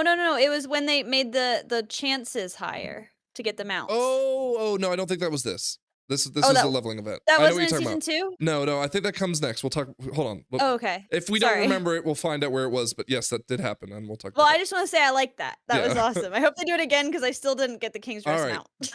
Here's the first official turbo boost. All right, Hero and Track Myth tracks extended. They effectively made Crests uncapped, and I think they also Warbound transferred stuff. There was professional. You could boost your professional gear as well. And then there was some delve improvements, but that didn't seem to really, again, I didn't engage with that. And then, of course, there were dinars that came with it. Although I don't think immediately. I think it came like a week after. Where you could earn puzzling cartel chips. 3 were given in the first quest. Then every week you'd get 1 more for a total of 9, where you could get 3 items from the raid. Originally it was planned to be 2, and then, of course, people complained. And then it was also added that you could do dungeons because people complained. And then they also added it so you could, they originally planned it so that you could only get heroic gear from it. And then I think they added it that you could get mythic gear from it if you killed that boss because people complained. So overall, it was a shit show. However, I think it's a good thing for the game. What do you guys think? Let's start with Didn't that Lithium. make Skarzard quit? No. Wasn't it No, this? Wasn't this the part where Scrap got on her soapbox about communication issues? Yes. Oh yeah, Holly Longdale. That's the only thing I remember about this whole thing. I don't really remember this. What's that? I don't really remember this much. Yeah, well, the dinars thing was fine. I by the time the dinars come out, I usually have like everything I need. The benefit is I can get like a mythic version of it because all these people complained. Yeah. And so because of the complaints, I benefit, but I didn't do much of that complaining. So, but there's some things that like I didn't have. Like I didn't have a Jaster Diamond because it like never dropped for us. So like I like the dinars for that. The intent of the dinars was because one of the things I hate about M Plus is like the RNG and then the vault RNG, and people turn it into a weekly game where they post their vaults on YouTube videos and try to get people to laugh at them for getting the same thing for the 6th time in a row. 3 pairs of pants. The dinars were supposed to fix that, but by the time they come out, it's at the end of the season or towards the end of the season. So I don't know. I'm gonna revise whatever my opinion was because I don't remember what it was, but I liked how this system rolled out. I think it's fair to keep the mythic stuff behind the mythic. Like you don't even get a chance at this gear unless you had a chance at the drop, right? It's supposed to be bad luck protection, not player power. Right. And I like it. Yeah, this is in retrospect for the turbo boost. I hope they do the dinars every season. It does suck. You get late into a season and maybe your guild's done killing the bosses. Now maybe you're pugging and you just kill that boss every week, and it just sucks to not see an item. So to be able to get the items you still want in midway through the season when people aren't doing the raids as much or whatever it may be, I think that's good. The whole gear getting pushed up eye level, I think they should do away with. I think it's just extra trying to get people on. You don't think it's really used as a soft nerf? It can be, but you're getting buffed from the maybe for the dungeons, but for the raid you're getting the buff every week, so that helps with that from the Renown. If they still do it, who knows if they're going to keep doing it, but yeah, I totally agree with Io. I feel like it's like very bold-faced, like we want you to keep playing, but we don't want to actually put any more man hours into it, so we're just going to bump up the numbers a little bit and make you have to play. They're going to keep it, at least make it so there's a way to do it a bit quicker on alts, because I feel like I know they have the crest discounts and stuff like that, but I think it's tough if you have a lot of characters to just run all those dungeons or whatever you do to get the crest over and over. I just hate wasting the crest on my main when I've done it for so many. Like I have 400 of them. Like, please, I get it. Like you can tax me, right? But like, let me dump some of them onto the main. Or I agree too. Yeah, even a 50% tax I would take, because it's like either I'm not using these 400 or I can use 200. Like, well, I'll be honest, and you can tell me if you guys disagree, but the increases do get me excited about going and maxing myself out, right? I feel like I there's a poison to it where I feel like it feels very lazy Poison. reason to get me to play more. But it doesn't. I don't care what the laziness of it is. If it gets me to want to play more, who cares? Well, I'd just rather not play after. I'd just rather not do like, that. Yeah. Okay, I feel like it runs its course naturally. I feel done with the season. Like, and then I don't want it's nice to see like you guys wrote me back in, but if like you guys weren't playing it, I wouldn't care about additional eye level. So if it works for you to get you in, that'll get me into, I guess. But I think it's a very lazy way to kind of bring people back to a lull in the season. I do think lazy. The way the game is designed, seeing the number goes up does feel good. So in that regard, yeah, I do like seeing the number go up.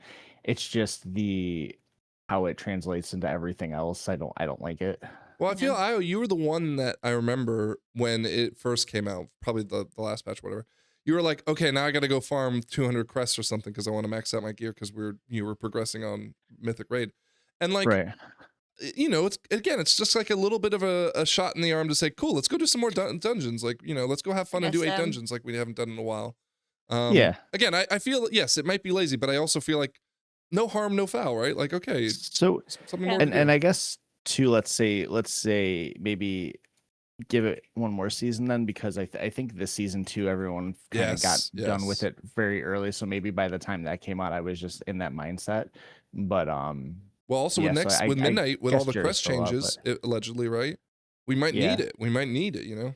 Yeah, we might not be done. Yeah, I felt like it came out too early this season because I wasn't even done upgrading my gear by the time it came out. I mean, I'm lazy, but the problem in season 3, and obviously we're still in season 2, but they didn't lift the cap right away, so that made it also suck too, because you have still to wait like 2 weeks. Yeah, it was like throttling for no reason. Yep. That and they need to extend the time. All right, so we had also the cooldown manager launched in this patch. This was a huge deal. I feel so embarrassed I didn't know this happened in season 2. I didn't even know it was in the game when we were talking about it last week. Because you had weak auras. No, well, okay, hold on, Scrap. Sorry. I should say there was version 1 of cooldown manager. Remember? Yeah, it wasn't. And it wasn't enough. I don't remember. No, we even talked about I recorded on the podcast to show you. I don't remember. I don't remember. Button also came out too. Where's the one button? Oh, I love one button now. Remember, I was like hating on one button. I love it now. It's perfectly tuned where it's not gonna like carry you through content. I don't think not in my experience, but it's good for like if I'm playing when, for example, I was doing like the Mount Palooza or whatever the fuck. Like I had like 10 characters that I've like never played that I can just spam 3. I mean, that's what I was gonna do anyway. I was just gonna pick a button and spam it, but like it's so good for just doing bullshit. Like not for pushing content, but just for bullshit vibing. Wait, we're not there yet. We're not there. We are there. No. So okay, so this was when they I think announced that they were like, "Hey, we're going to do some heavy UI work in the near future." It's right? Enhanced Shaman. They didn't say anything about whether it would be all add-ons are dying, right? But this is where they were like, "Hey, we know the game needs better UI, and so we are taking big steps." Okay. Yeah. In fact, you mentioned Holly Longdale. She said in her 2025 like kickoff blue note or whatever that she's like UI is going to be a huge priority, and this was the first we saw of it. Okay. All right. Before we go on, I'm making a little cut here because I want to see if my camera works, and it does work again. I don't know if it's blurry or not, but who cares? All right, I'm back. Let's talk 11.7 Legacy of Arathor. Sorry, we had the Arathi Highlands quest. Did anyone do this? The whole quest? I did not, but I'm gonna go back and do it because I really liked that lady, Siren. She's cool. What's the thing that he says every time you walk into Dornagal? Gayara. Gayara. Yeah. I can understand your frustration, Gaya. Yeah, is that what that is? Yes. I should just do that quest so he shuts up. Actually, he should have shut up in 11.2.5. I think they changed that. Oh, I didn't even realize that I missed it. Lorewalking came in. I've officially done all the Lorewalking, including the one that came. I felt really underwhelmed by it. No, I thought it was fine. It's not a good leveling system. That's fine. It's not a good it's not a fun quest chain. Like, if but what quest chains really are? No, but like this, the most recent Sylvanas storyline quest was a good story. It was fun. Yeah, but that's that's a main story. I think. I guess, but I wish this was the quality of that. These are just to catch people up on stuff they might not know about main plot stuff in case they haven't played. So I don't think they're supposed to be like. I didn't even think it was that good at that. This just takes old quests that existed, right, in a time, and like streamlines them. Now, granted, for example, the oh god, I just drew a blank. Okay, so the Lich King one, right? That's the only one I didn't do, unfortunately. That one is just all old content, right? Yeah. Whereas, I actually would probably like to do that. Yeah. Whereas like the Xal'atath, the Xal'atath ones, where I think almost all of those were, 2/3 of them were quests that already existed, and the last one is a new quest that they built, right? But it wasn't going to be super engaging, right? It's just telling you the story. It's just something that I've been asking for a long time, where I'm like, I wish there were quest chains that like explained key players and stuff, and I kind of was hoping for something a little bit more cared for than this. Did you do the new one that came out with this recent patch around No, well, okay, the problem is that like I did the Ethereals and the Xal'atath, and I was very disappointed by them, and I was like, this isn't like worth my time. Yeah. I think it's a good system. I really think it's going to take a minute to get the catalog going, though. So, I really don't like the quest design of like, let me teleport you from location to location to location. Like, it makes the world feel negligible. Okay. And I think it really hurt my immersion. Overcharged bad writing. Overcharged delves. Hated this. Did it as minimum as possible. Delves are terrible. I hate them. It was fine. I don't have a strong opinion on it. I didn't do too much in the tree. I didn't do anything for the mount. I just got my belt, did the quest every week, and that was it. Get your belt, get the belt abilities, and then you're done. The belt was neat. Okay. I engaged with this as little as possible. I did not like it. All right. Turbulent Timeways, this time with Battle for Azeroth returning, and guess who's coming with it? Best mount they released the entire War Within. Yeah, girl. Hooktail. Captain Hooktail. Our captain's a pirate. Or pirate's a dragon. Whatever. Definitely a great dragon mount. No, I really think if I'm thinking about all the War Within mounts, banger. I love this mount. I'm so glad. I hope they do this with other dungeon bosses. Yeah, like they need to do like really iconic stuff. I mean, it sucks. Yeah, we can just ride them. Put all this, put all this energy and art into a time walking thing, but whatever. No, but they already made her. She already existed. They just put us on our back. Though. Yeah, but I mean, it's the same rig as any other dragon. They just put us on our back. They allegedly made time walking harder in this patch, but I don't remember that really making a difference. Greedy Emissary return, where you could buy those anniversary tier 2 sets, but now in different colors. I didn't do that. Not a big the thing, collector's bounty scrap. Here's where you. Oh, that's it. Okay, now so insert my clip talking about it before here. I'm not going to. What are you gonna say, Io? I was gonna say that the Diablo thing wasn't like that big, but when the goblins came up at the end of the raid bosses, that was always pretty hype. Yeah. Because everyone could get their red, judgment set. Yeah. So collector's bounty, for those who don't remember, where you could go and have a 10 times chance to drop mounts, which was going from 0.5 to 5%. I got Memoron's head, which I really wanted. I don't think I got it for you. Remember, I got you there. My lockout. Oh yeah. Well, okay. My lucky lockout. Okay, you got lucky. Yeah, you gave me the luck. Yeah. But yeah, Scrap says she wants us back maybe in the future. I don't. Yeah, I got kind of unlucky. Like I was definitely below odds on the runs I did versus mounts I got. I got some ones I really wanted, but the number one mount I wanted was the King's Rest one, and that is the one I did not get. So it was very sad. So you needed to come back, is what you're saying. Yeah, I needed to come back. Well, or I need King's Rest to come back so I get more attempts in season 2 midnight. We've already heard Scrap on the combat assistant / single button assistant. Lithian and Io, do you guys want to add anything to it, or we're pressed for time? Never used it. Once you use it, you're never to go back. It's the best. I doubt that's true. I never used it. So I was unbelievably fearful it was going to replace like a DPS rotation, that it was going to be competitive, right? And it's very much so not that, and it's for chill vibing in content. That's you say that, that's Scrap, what they said. No, you say that, but remember, it's a 25% tax on. But it's stupid. It doesn't know how to play the classes. No, or at least the classes I've played. No, I mean, there's still some things you have to do with it. But what I'm saying is, it's a 25% penalty. However, if people are really bad at the spec, i.e., arcane mages that we see in all these keys, it actually might be an improvement for them to use it. And that's cool. That means there's a standard for pugs. Like they'll never be worse than this. Right, so I think that's good. All right. Anything else to add on that?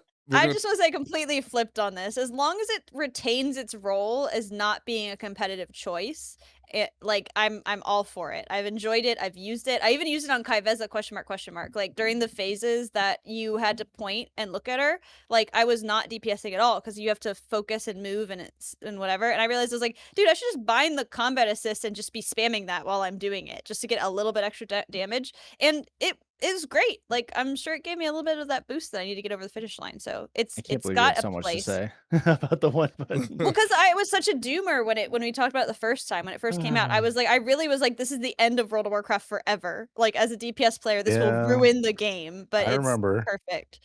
Well, the thing is, this was also, again, part of the UI promises that they made. They killed Hikili, which Hikili announced that they were not going to make. Good fucking readings. Haliki, is that what is it?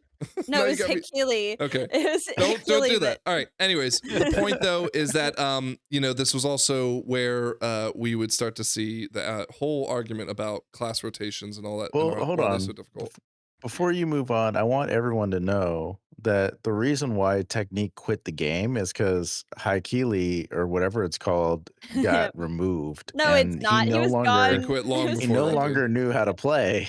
It's true. All right, we're pressed for time. I got to keep us moving. Oh my god, I have so much. How much time are we going?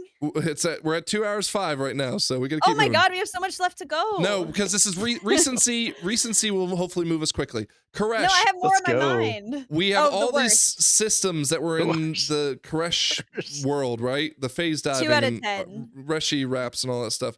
I don't think it's really worth talking about. Ecological succession, not really that big of a deal, right? Anyone care? No. Okay, I never had a chance to do them all. No, I never did them. All right, let's talk about the raid. The worst patch zone since whatever that second Shadowlands was. But no, you can't, Strap. We're trying to get through this.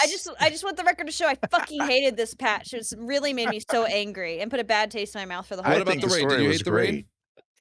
Raid was fine. It was passable. Don't start about the story. I don't have 4 hours of time. The raid was better than the first one, but again, I'm looking at these bosses and I'm drawing a blank. Like not as good as the second one. What?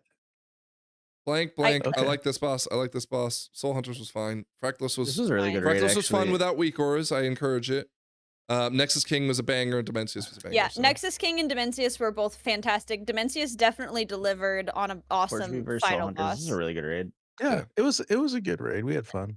What about the season? I had to switch tanks. Brought back Arakara, made it harder. Operation Floodgate rotation for the most part. Made it easier. Priory, literally the best dungeon rotation that I can remember. Good dungeons. Even with Dawnbreaker? Got done with it early. Dawnbreaker is the only issue. Know if that was the dungeons, but my least favorite is Priory out of these. Eco Dome was fun. Eco was okay, but Floodgate was so good. Like just to be like they pulled out such a banger with Floodgate that Eco was just like, oh, it's fine. Well, they brought Tazavesh back, and that was fun. We loved with good changes that. too. With good changes. Some of my favorite dungeons of all time are the Tazavesh. Remember when Tazavesh was like really hard to start, and then they like just changed the one thing where like instead of having 3 set of mobs on the musician boss, you only had 2, and it like saved you like 4 minutes. No, and then it went from like the hardest time to the easiest time. Like. The Priory changes were good, and Dawnbreaker bugs still existed. So Scrap says all-timer, and you guys seem to mostly dungeon rotation. All right. It was fine. It was a good season. 11.2.5 brings Legion Remix, which I think is an upgrade over Mop Remix. We have Turbo Boost again, and then we had another UI update where they made more changes to the cooldown manager. These were the big ones. These were really good, in my opinion. Again, maybe not as good as we need them to be, but definitely a step in a huge right direction. This is the kind of stuff, though, that makes me say things like the Maelstrom Tracker, as we talked about last week. While they're not getting maybe made for the launch of Midnight, they will probably come soon after because of stuff like this. They said, hey, we know it's not good enough. We're going to keep working on it. Turbo Boost came back for the most part unchanged, but, people still wanted Myth Track of everything. But Legion Remix, I know, Scrap, you've now done it. Io, have you done it at all? I did it a little bit when it first came out. I did not get super deep into it, sink my teeth into it really. Yeah. I got a lot. I love the remixes. Like I think the Pandaria one and the Legion both had really fun gameplay loops that I actually like felt like I wanted to grind at, and the rewards, they're just constantly hitting you with a dopamine. Like you get a reward like every like 20 minutes pretty much.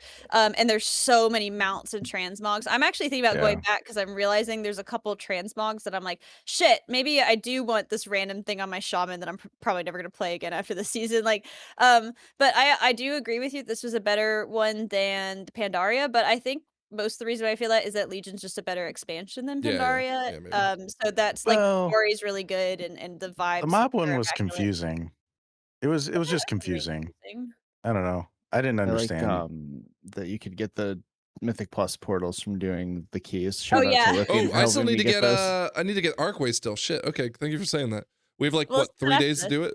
No, it's like we have like 8 days, like a week. Oh yeah, next week. Okay. 7 days or something. Yeah, but I mean, the artifact weapons I think is one of the greatest things this game has ever done, and everyone got a chance to see him again, in real time in air quotes. And on top of that, I was farming quite a bit, trying to get stuff that I really didn't care to get, but I was just like, you know what? I'm gonna get some more bronze and I'm gonna go get it. Yeah, I only started it in the where you got all the extra bronze and shit, so I had a lot of fun. And these cloaks were awesome. It looks great on my paladin. I got all but the yellow one. This one looks good on my warlock. They did the Mythic Plus and all that. I thought was really cool too, with the being able to solo the high ones. That was pretty sweet. Yeah. That was really fun. So all in all, Legion Remix, a banger, and the new cooldowns. This was a great patch, right? Yeah, and then had our remix next. We had this patch, the one we're currently on, 11.2.7. Housing. God, Deja Vu, did we just talk about this? The player housing, we all agree, is fucking phenomenal. Phenomenal. We already talked about Brawler's Guild, right? Wait, Plaguefall, what was that? So that's the they had a time walking Shadowlands. I see Plaguefall and I'm like, oh. Yeah, we love Plaguefall. Best Dungeons expansion. That actually, I think next week, we see these in the system. Other than that, another Lorewalking for the Blood Elves and Void Elves, and they updated the new returning player experience where I think Jaina and Thrall help you do fun stuff, right? Oh, they did. Yeah, there's a new catch-up quest line. So I never done it. We are through the expansion of Midnight. Any last words before we kind of try to wrap it up? War Within, not Midnight. Sorry, War Within. Yeah, sorry. War Within, yeah. So here is the roadmap we got. Oh, I gotta zoom this out a little bit. Let me actually do this. There we go. We had this roadmap that came at the start of this year. Do you guys feel like they did a good job keeping up with their roadmap? Yeah, but just looking at it, they did a really good job. Well, I mean, Warband updates. Did we get really any Warband updates? Oh, I didn't read them. I was just looking at the patches. No, we didn't get any Warband updates. I don't know what they would have done with that. Also, Brewfest wasn't really updated because I did Brewfest this year. Children's Week. I don't know if because I didn't do that because I already have all the holiday achievements and stuff, but I did a bit of Brewfest. I can't remember why. There were some small things added, but I wouldn't call it an update. It was a lot of the same shit. Do you remember when they had this before it was changed to this little icon? Yeah, I remember. It was the Hearthstone icon. Yeah. You remember when we saw the Plunderstorm flag? Yeah. I like when they do stuff like that. I hope they do that. Yeah. We haven't gotten 2026s yet. I would assume in the near future, right? But who knows? Pretty soon, unless they decide they don't want to do this anymore. Also, the 11.1.5 was deceptive because the way they staggered the patch rollout. We thought we'd all get it in one day, and then it was but they didn't put half of the stuff they put in there. They didn't put Dastardly Duos or anything. No, I know, but I just but they put in the Horrific Visions, which didn't launch right away. Story and Quest, and they launched a week in. I don't know. Yeah, it was a week or two in. I'll tell you, the communication throughout this entire roadmap has been great. It was very clear and concise. Yeah. And I had no issues, and I didn't do a lot of the new things that you guys just talked about. So okay. There's a little bit of sarcasm for your scores in there. Lithian. Letters or numbers? Lithian, a number grade, 1 to 10. A number 1 to 10. 1 to 10 for the entirety. You can use a decimal if you'd like. Yeah. The entirety of the this, War Within. Yeah, all of the War Within. I'd say it's a 7. Only because, well, the dungeon mix was good throughout. The raids were okay. The Warband stuff was awesome, and it's going to change the game, for the time going forward. We didn't even talk about the login screen. I purposely didn't because I wanted this to be a 2-hour episode. That's a midnight thing. You could save that for when we do this for midnight. Oh my gosh, I forgot. Okay, factored into your score scrap. So yeah, 7. 7. Okay. is there anything that stands out to you as being a huge? You said Warbands was great. Is there anything that stands out to you as a real reason that knocked the score down? Like one single thing. I'm gonna say this. Delves. Yeah. Well, the delves were okay. The storyline as it progressed got progressively worse and a little terrible. But I felt like they were rushing content at the end, and it wasn't as polished as I'd expect it to be as they kind of wrapped this entire expansion up, and that could have been done a lot better. So, okay, my 2 cents. All right, Scrapclaw, your score. So before you talked about grades, I confidently said 7, but as we've been talking about it, I feel like worse. I feel like really? I'm gonna give it a 6.5, which is crazy because like one of the a little worse. The thing that I engaged with the most, like the most hours of my life, went into the Mythic Plus season, which I think is one of the best like Mythic Plus. That's heavily affecting my score. That is bringing it up from lower, I think. Like I would like thinking about just like how it stacks up to other expansions with like how memorable it is, how like the story, the zones and all this stuff. Like that hurts it. Like listen, we don't get a brand reimbursement for you drinking Topo Chico. Sorry. I forget. You're like holding up the camera like, yeah. Wow, this is refreshing. All right, sorry, Scott. Yeah. So if it just that like, I care a lot about that stuff, like how memorable it is, how I felt as part of the story, how just like, you know, those sort of things. So it really hurt my score. This is my least favorite expansion I played, like genuinely. Really? Like, yeah. Like, Jesus. But there's some I haven't really, like Draenor. Shadowlands was better. Yes, banger expansion. I love Shadowlands. What about? I'm sorry, guys. I don't want to derail us too long, so let's make this quick. Yep. What about Shadowlands was outperforming? Because I think of M+. Yeah. The fixes were great, like right? But you said it. The M+ dungeons were significantly better.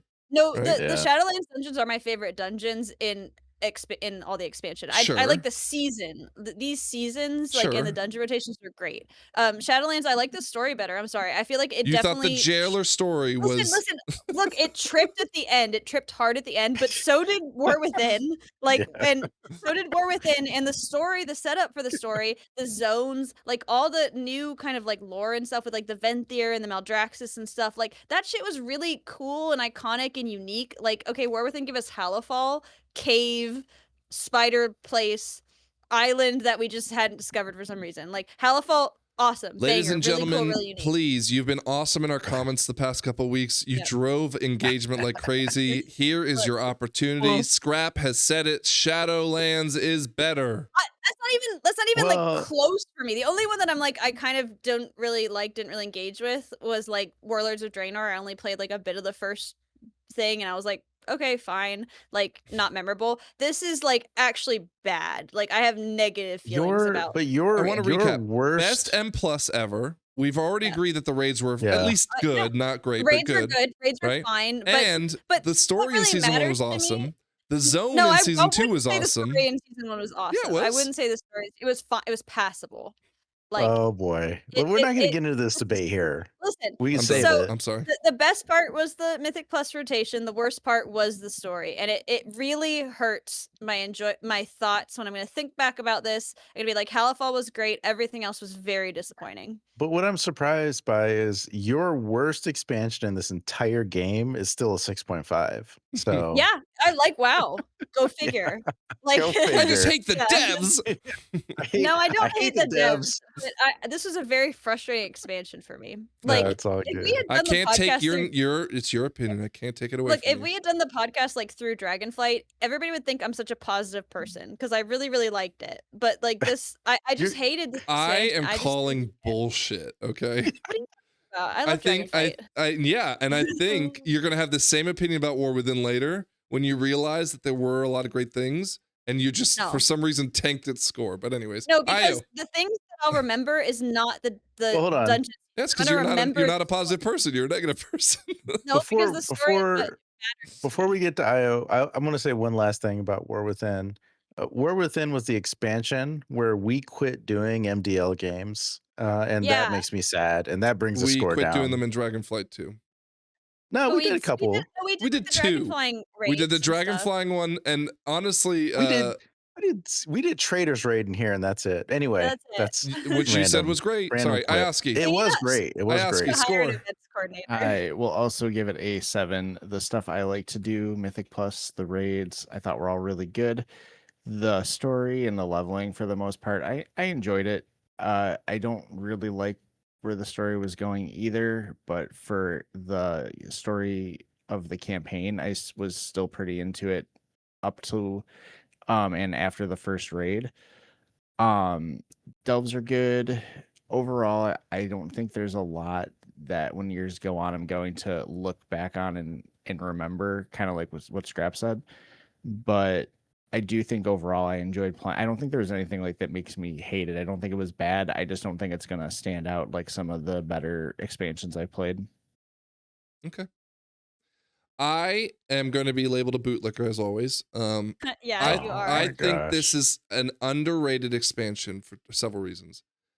Hero talents thematically were fun. I don't care about the tuning side of it because, in fairness, tuning's always all over the place. Like, if you're chasing the meta, you're not playing the game, in my opinion, for the reasons that I'm gonna score against. Right? The M plus has been better than ever. Right? Yes, I'd like to see some like affixes come back, but I've engaged with M plus significantly more because of the changes they have made, and I'm enjoying myself significantly more, and I'm pushing myself even further. The raids were good, not great, but for the most part, you know, having this community has obviously lifted that. The trader raid was awesome. I want to continue doing stuff like that. That's awesome. The story sucked, but in fairness, like I've never really held on to the story to begin with, barring Legion. Legion was like just an awesome story overall. And so like I don't really get held back by that. It doesn't stop me from enjoying the game. I just kind of roll my eyes and move on with it. But then I think of things like Warbands. The Dinar system has been like awesome. You know, the even just things like the cross faction guilds and stuff like that. I know player housing isn't necessarily part of this, but you know, we are getting it in the middle of War Within, so that also is a nice cap to the end of the expansion. But every other expansion, we've had this huge lull going into the final, or like the next expansion ahead of it. We didn't have that with War Within. We went the 18-month cadence. We went straight, like we're going to get our expansion in, I think it's 17 months, right? Or 19 months, right? So, yeah, and we don't have that wasteful season either. What's I really the number? thought we were gonna What's the number? Before. Did I hear the number? Oh, sorry. I'm gonna give 9. it. No, I'm gonna say 8. I was thinking 7.5. Okay. I was thinking 7.5. Yeah. If you would have gone above 8, no, I would have questioned. It doesn't deserve anything higher. No, I feel like 8 doesn't give you bootlicker, but you have to admit, like, it's one of the worst ones, right? Like, you wouldn't rate many expansions lower than 8. No, it's not. I think Wait, so Warlords you rate is definitely worse. Less than Warlords is worse. Shadowlands was worse. You're high about Shadowlands. No, I'm not. Shadowlands, everybody's got their opinion. Dude, it's okay. but some opinions are right and some are wrong. I'm sorry. What's your favorite the real expansion question in the comments? You know what the real question is? Is it better than Dragonflight? I don't think so, but I would definitely not. I would think that there's like Dragonflight had its own flaws, but everything else kind of made up for it. It's tough because they're kind of close. Because a lot of people say this is like Dragonflight Plus, and Midnight's gonna be Dragonflight Plus. This is Dragonflight minus. This did move stuff a little bit ahead, but it did feel like it was still kind of that same overall philosophy they were going for. Midnight, I can already tell, is going to feel a little bit different. Really? I hope so. I'm excited for Have this. you seen the login screen? Oh yeah, but the zones they showed in Midnight, like already, I'm way more hyped for those than anything they were presenting in War Within. Like Halifal ended up being so cool. Yeah, we felt the same way about like going into War Within, and once no, you get I there, didn't. I don't know if you forget, but I was huge dooming on War Within because of all the chaos and bullshit. Maybe like, I didn't know because really the technique was with us at that point, and he's just dooming. He was worse. Yeah, I mean, like when I was doing the story and I did the what's the Dornigal zone called? I can't remember. You know what I mean? The Dornigal zone, like Khazalgar, and then the one after that, I was like, dude, this is the most dog shit story I've ever done.